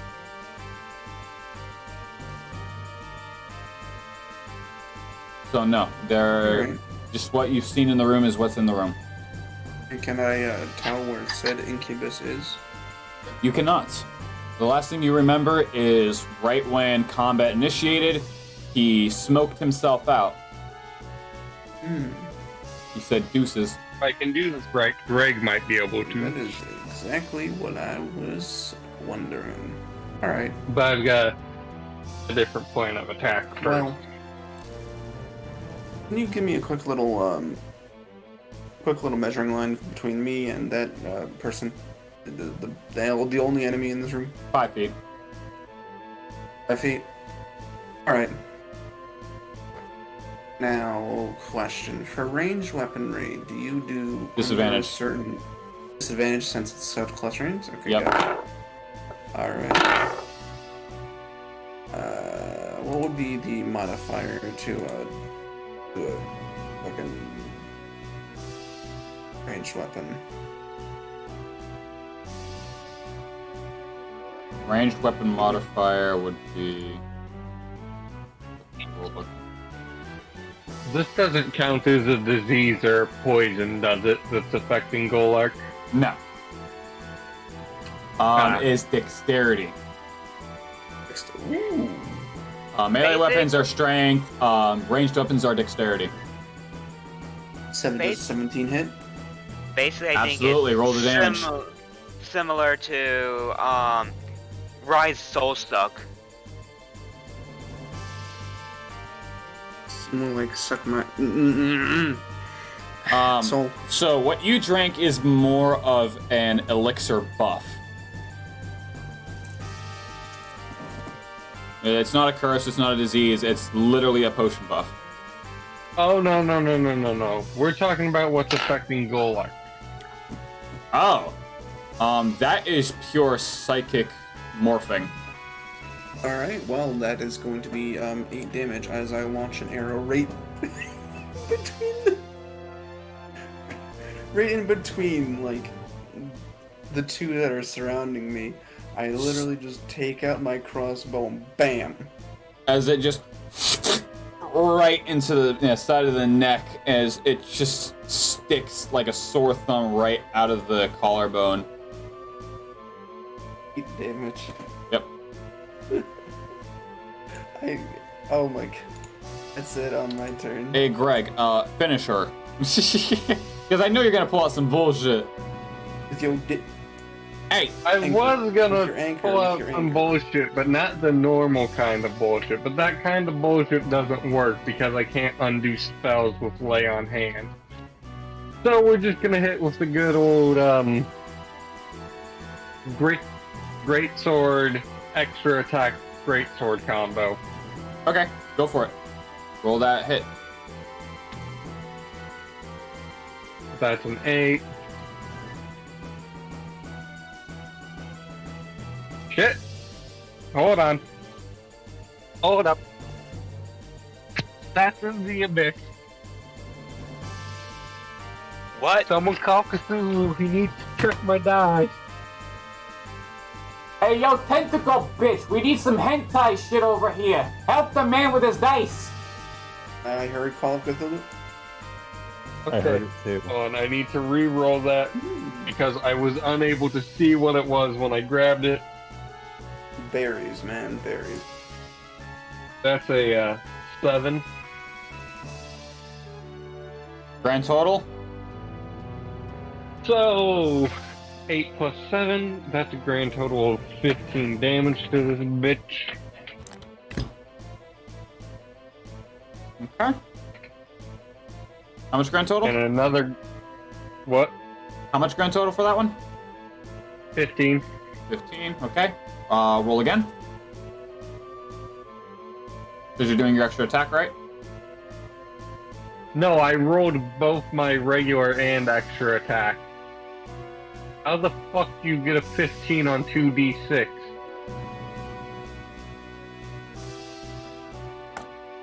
Literally sidetrack multitasking right now. Alright, so literally just do the normal roll to hit for the first one.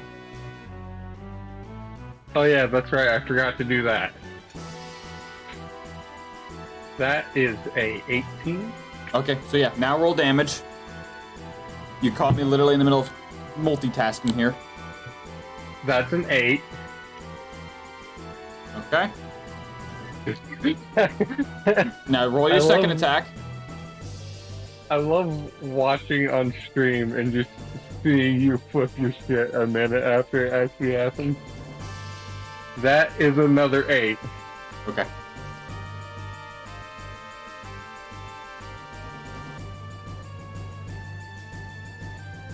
So with your weapon, you just like a lumberjack against her spine as the first hit seemed to work the first time you did it, and just hack into her back as you watch as white fluorescent blood just splatters across the ground, just lighten it up and just splatters all over your blade.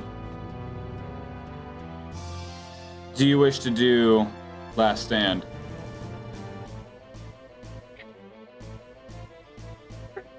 Let me get fancy with this since we're getting out weird coins. Where's my thingamabobber? So if you were to flip a coin for me, it would be heads. Yeah, I'm pretty sure that's what I established my coin flip as already, so... Yo, I can do a hat... Wait. Yo, that's a $1 coin. Oh, wait, I want to see what weird coins I have before I do this. That's a Kennedy $50, I'm pretty sure. No, that's a $1? That's a Kennedy $1, maybe? Eisenhower? JFK? Morgan That Freeman? would be indeed be Kennedy. Mind blown. I think that's Eisenhower based on how it looks. We're going with the other $1 coin I have. That looks like Medusa. Alright, flip it.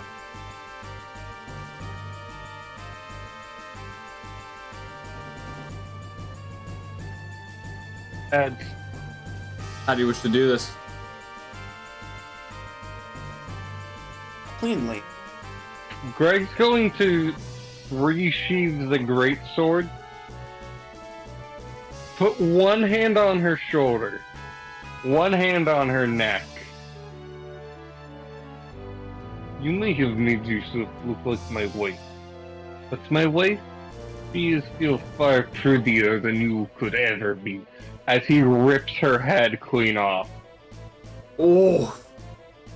Like Scorpion or Sub-Zero. Sub-Zero was the one who did that. Yeah. Nah, man, Greg is the Doomslayer. Alright. Yo, I have an amethyst in here. That's cool. Oh shit, that's where all my razor stickers went.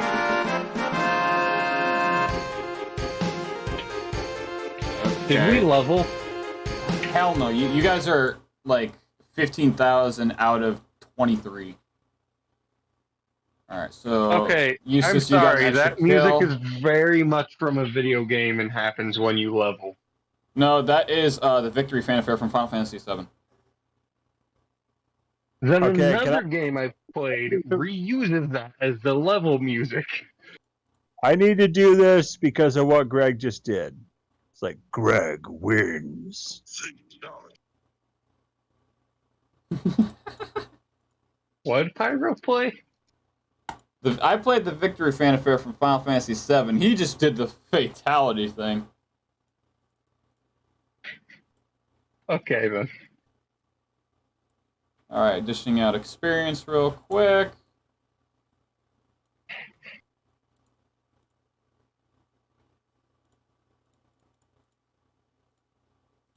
Kinda wish we also had Reich as well as our fourth person, because then we just have more damage. Fourth person. Oh. Yes, Sean, aka fourth person. Okay. Okay, we should probably, like... Okay, does anyone have any healing potions or anything? Greg has lay on hands. I want to see if we I have can, healing. like, restore Golark a little bit, maybe? No, Golark's going to sleep and also into the barrel. Conveniently, as you are deciding to do that, you literally hear just echoing through this room with The motherfucker. Alright, let me find this. There's... Oh, no! You've defeated my daughters, I see. But it appears you have yet to defeat me.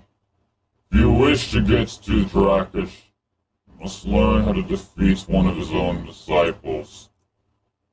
I am a man of my word and a man of honor. Rest up. You're going to need it.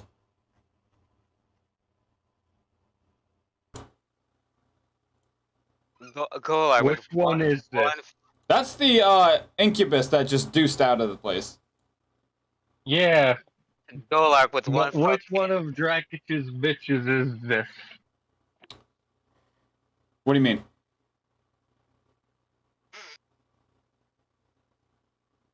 So now, I'm getting a little bit confused. Am I hearing Dracula? Drakich. Drakich. Okay, I was gonna say... He's the reason. Run out, Dracula, He's the one you that big started the fucking underworld nerd. war that literally the 60,000 man army is going to kill. That you were all a part of. Seriously, like, we don't have Dracula in freaking D&D. I mean, we could have Dracula in D&D. We have Strahd, just not Dracula. I mean, come on. Strahd, Is Dracula, what's the difference? Is the Incubus Maligan or Gila the Wise? He is none. He is not part of the Chosen Four. He is just one of his followers. The Chosen Four are still in the Okay. mortal realm.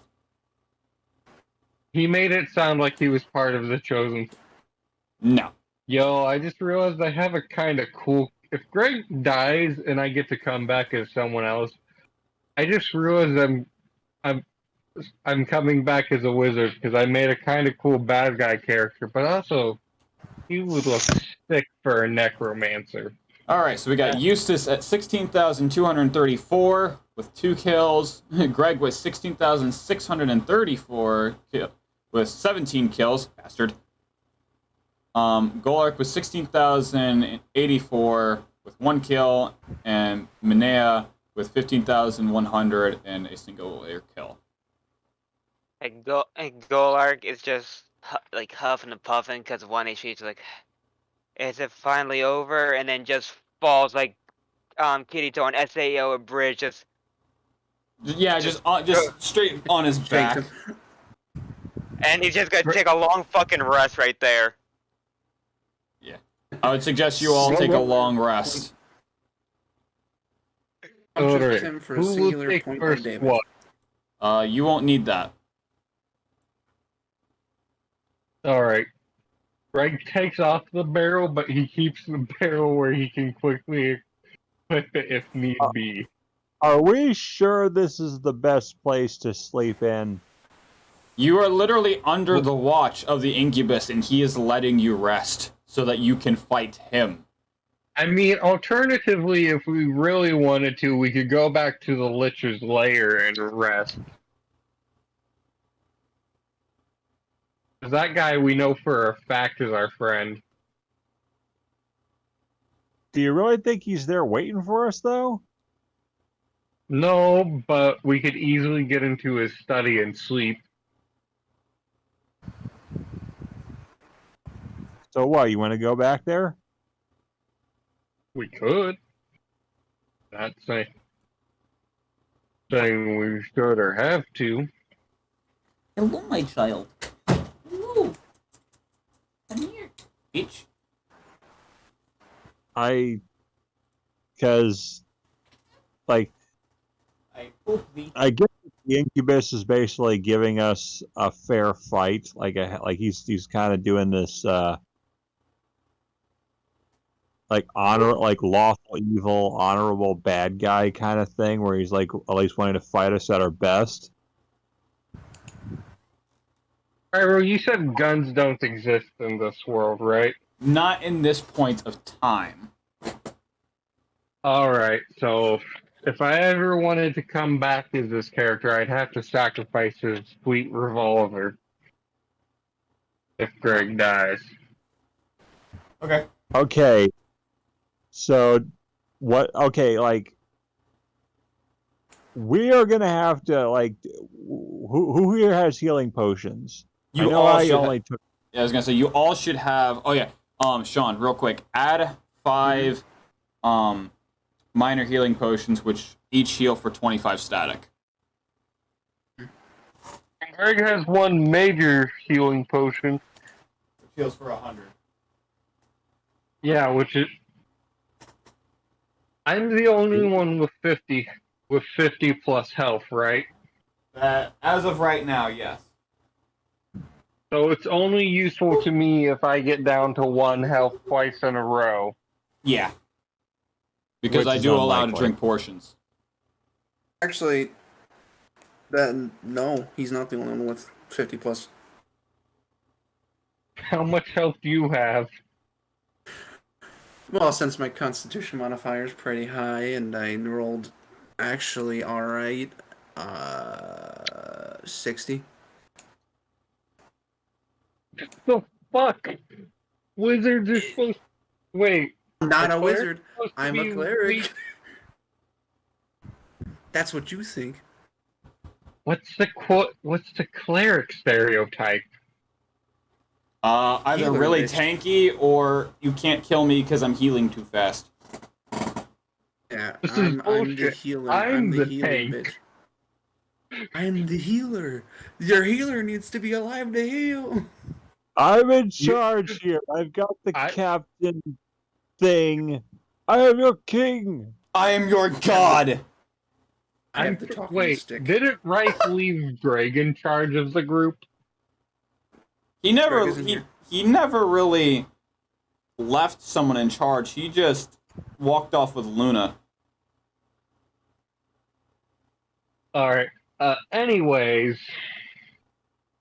at some point, I really hope we get a sort of initiative thing going in such a way that we can just get Sean's character behind Greg and they literally just become heavy and medic.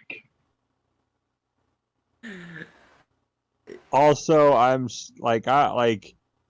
I should probably rest too, because that took a lot out of me, and I'm still in aberration form, and I need to turn back. I'm pretty sure we're all resting.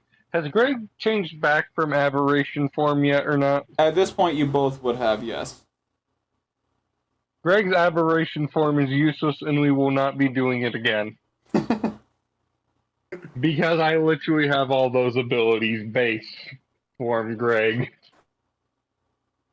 You gotta admit, what I frickin' did to that changeling, that was metal.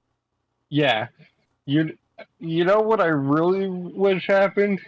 Ultra Instinct Greg. Because imagine Ultra Instinct Greg stacked on top of Spirit Form Greg. You know what I was going to do had you not killed that changeling? What? I was going to take my anchor and battering ram straight into the chest. Oh. Like, at that point, they would have shat out their own butt. So, like they would. I don't know if you're still watching the stream, Blue, but Shauna, Blue, do you see my child over here? Yeah. He's like nap time. I'm watching the stream. He said it's nap time. I'm watching the stream on my TV. That's who's watching the stream. That's how I'm seeing everything right now. My dog has taken my spot on the bed for context, Hana.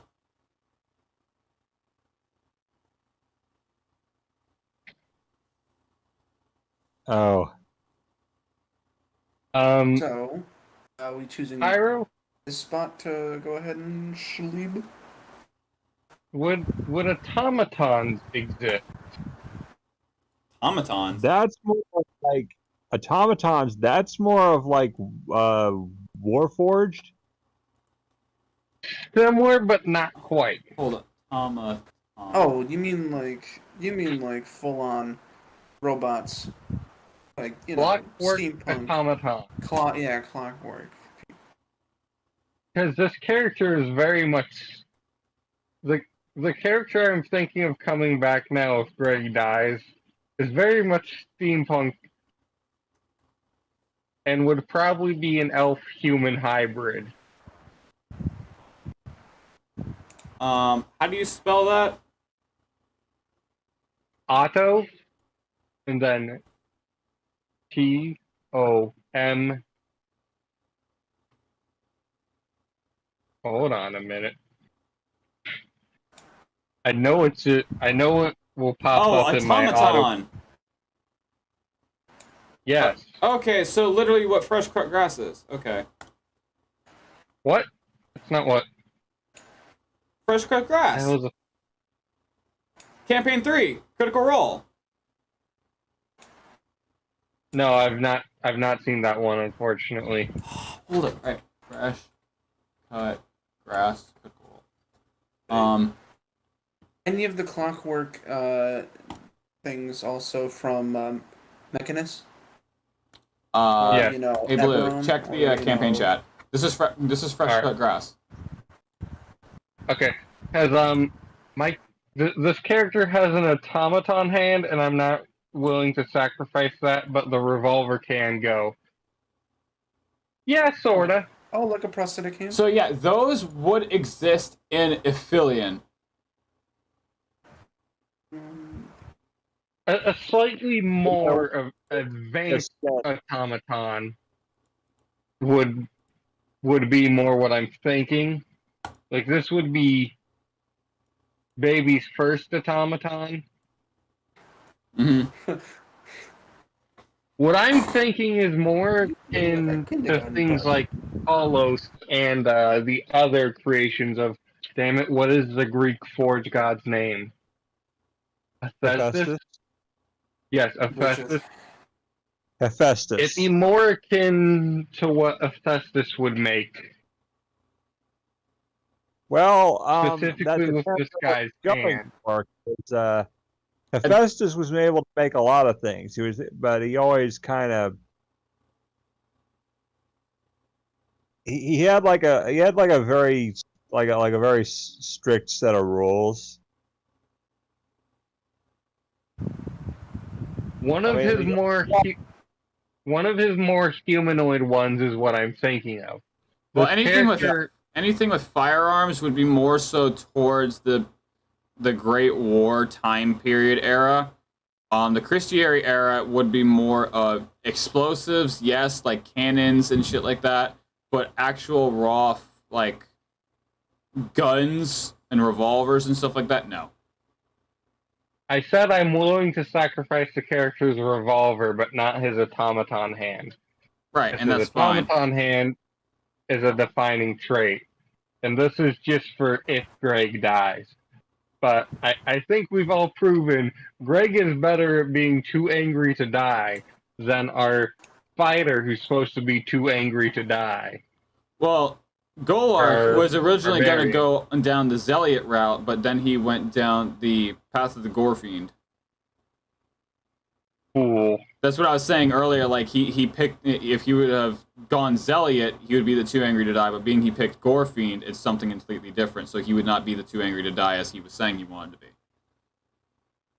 I'm not sure what class this character would be. Is the only thing. Well, consider this: Hephaestus made all of the weapons of the Greek gods, including the Aegis. The hell's the Aegis? Was it like a sword? No, it wasn't. The Aegis was a shield. It was a shield. That's right. You mean Aegis? It's the shield of Zeus, yo. Yeah, but that word's pronounced Aegis. I'm almost certain of that. He sometimes lent it to Athena. According to other sources, it was not a shield, but rather an animal skin wore over the garments of the gods as protection. And it bore the head Medusa. It bore the head of Medusa? Yeah, it bore the head of Medusa and made a terrible roaring sound during battle. Yeah, so terrible that it didn't work. This guy doesn't have anything like that. He just has an automaton hand. And Hephaestus was the first skilled creator of automatons. So he's got an Anakin Skywalker hand. Kinda. Only he's not a whiny bitch. Dirt. I don't like it. It gets everywhere. I don't like the sand. Nah, man. This dude loves sand because he has an obsession with time, and hourglasses are cool. That reminds me of a character I created in my manga, who you would Men, like. Women, children. I made them all happy. I didn't harm a single one of them. The good ending. He definitely slaughtered all of them. This dude is a psychopath, and most definitely in this world would have been at some point imprisoned. Okay. The character I created, their name is Abby Horologium. I heard whore. That's all I caught out of that too. Yes, I heard Abby, and then I heard whore. Horologium. What she do? Horologium. Oh, sorry. It's the clock constellation. Did not know that. No, this character's just obsessed with time. Yeah, so is my character. So much so that if you touch one of her clocks, she stares at you until you like she'll stare. The last time someone touched her clock, she stared at them for 3 hours straight.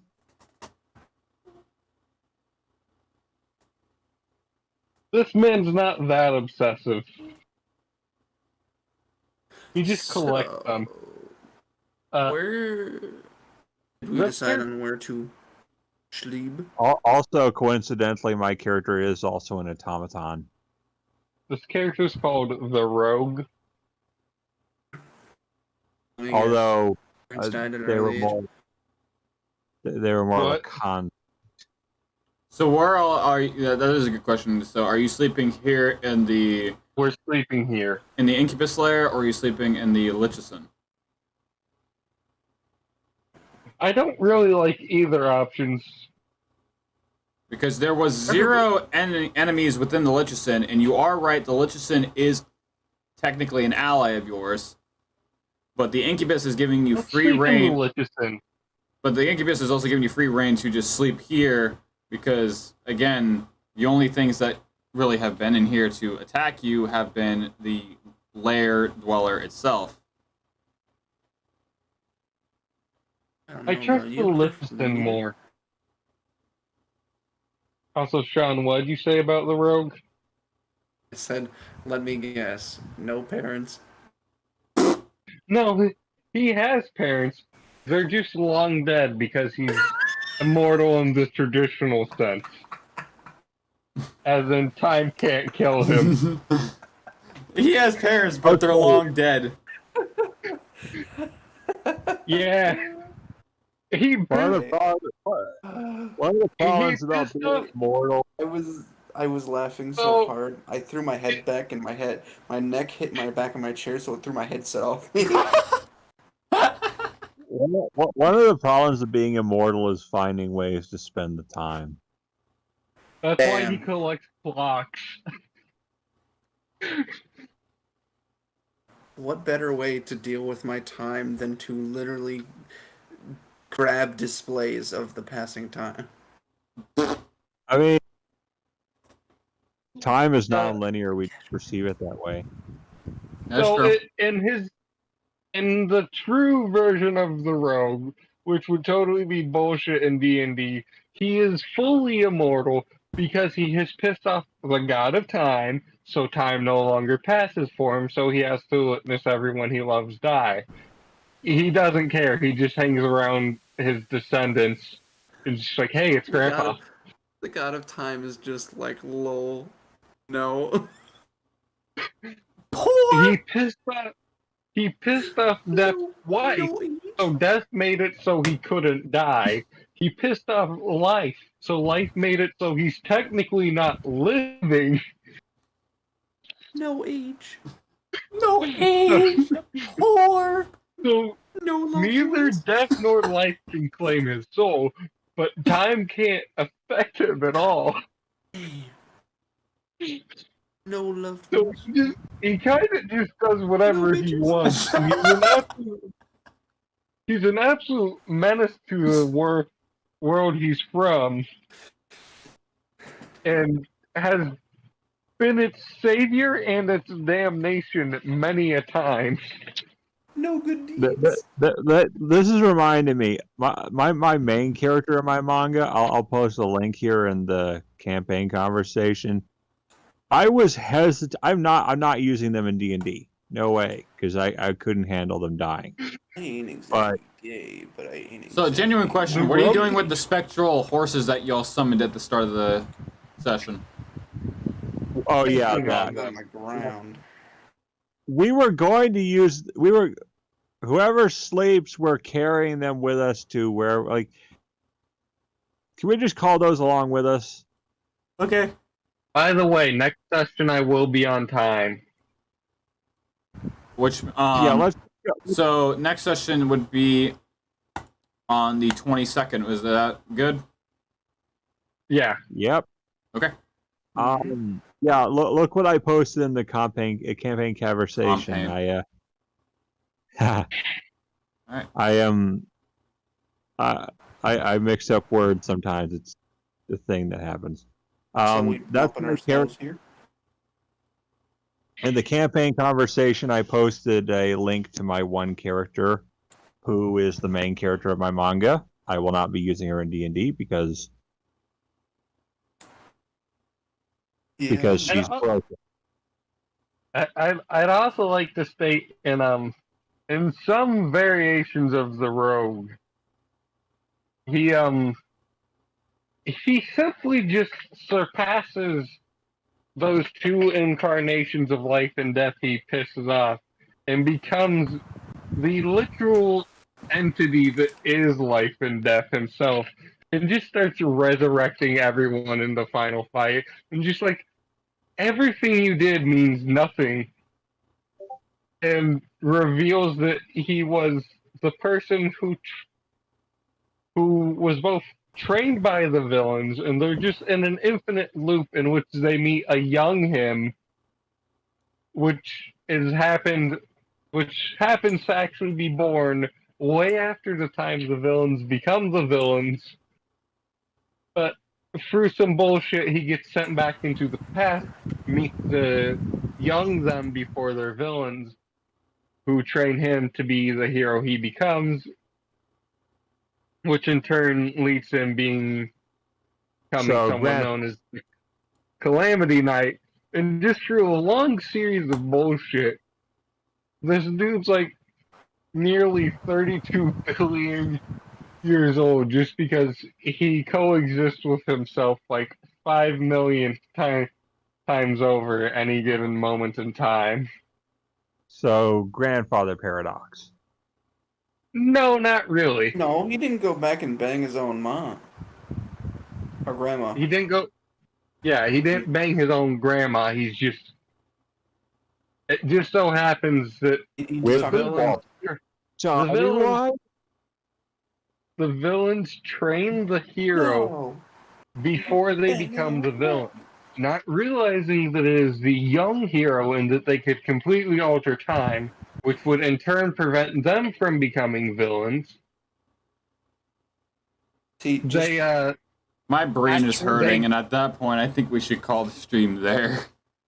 just turn back Yes. time, stab himself in the gut, dead, boom. Done. no, they beat the shit out of him after he builds them a super weapon, which he then proceeds to just make infinitely more powerful super weapons, just because fuck you. Hmm. And on that note, I'm gonna call the stream there, guys. I'll see y'all next week. At some point, I have to make a flow chart of how the time travel bullshit weaves around him. You know, it's like trying to explain time travel, it just winds up being like that one meme that I saw. It just makes your brain hurt every time you hear it. Essentially, there's like 20 different infinite creation loops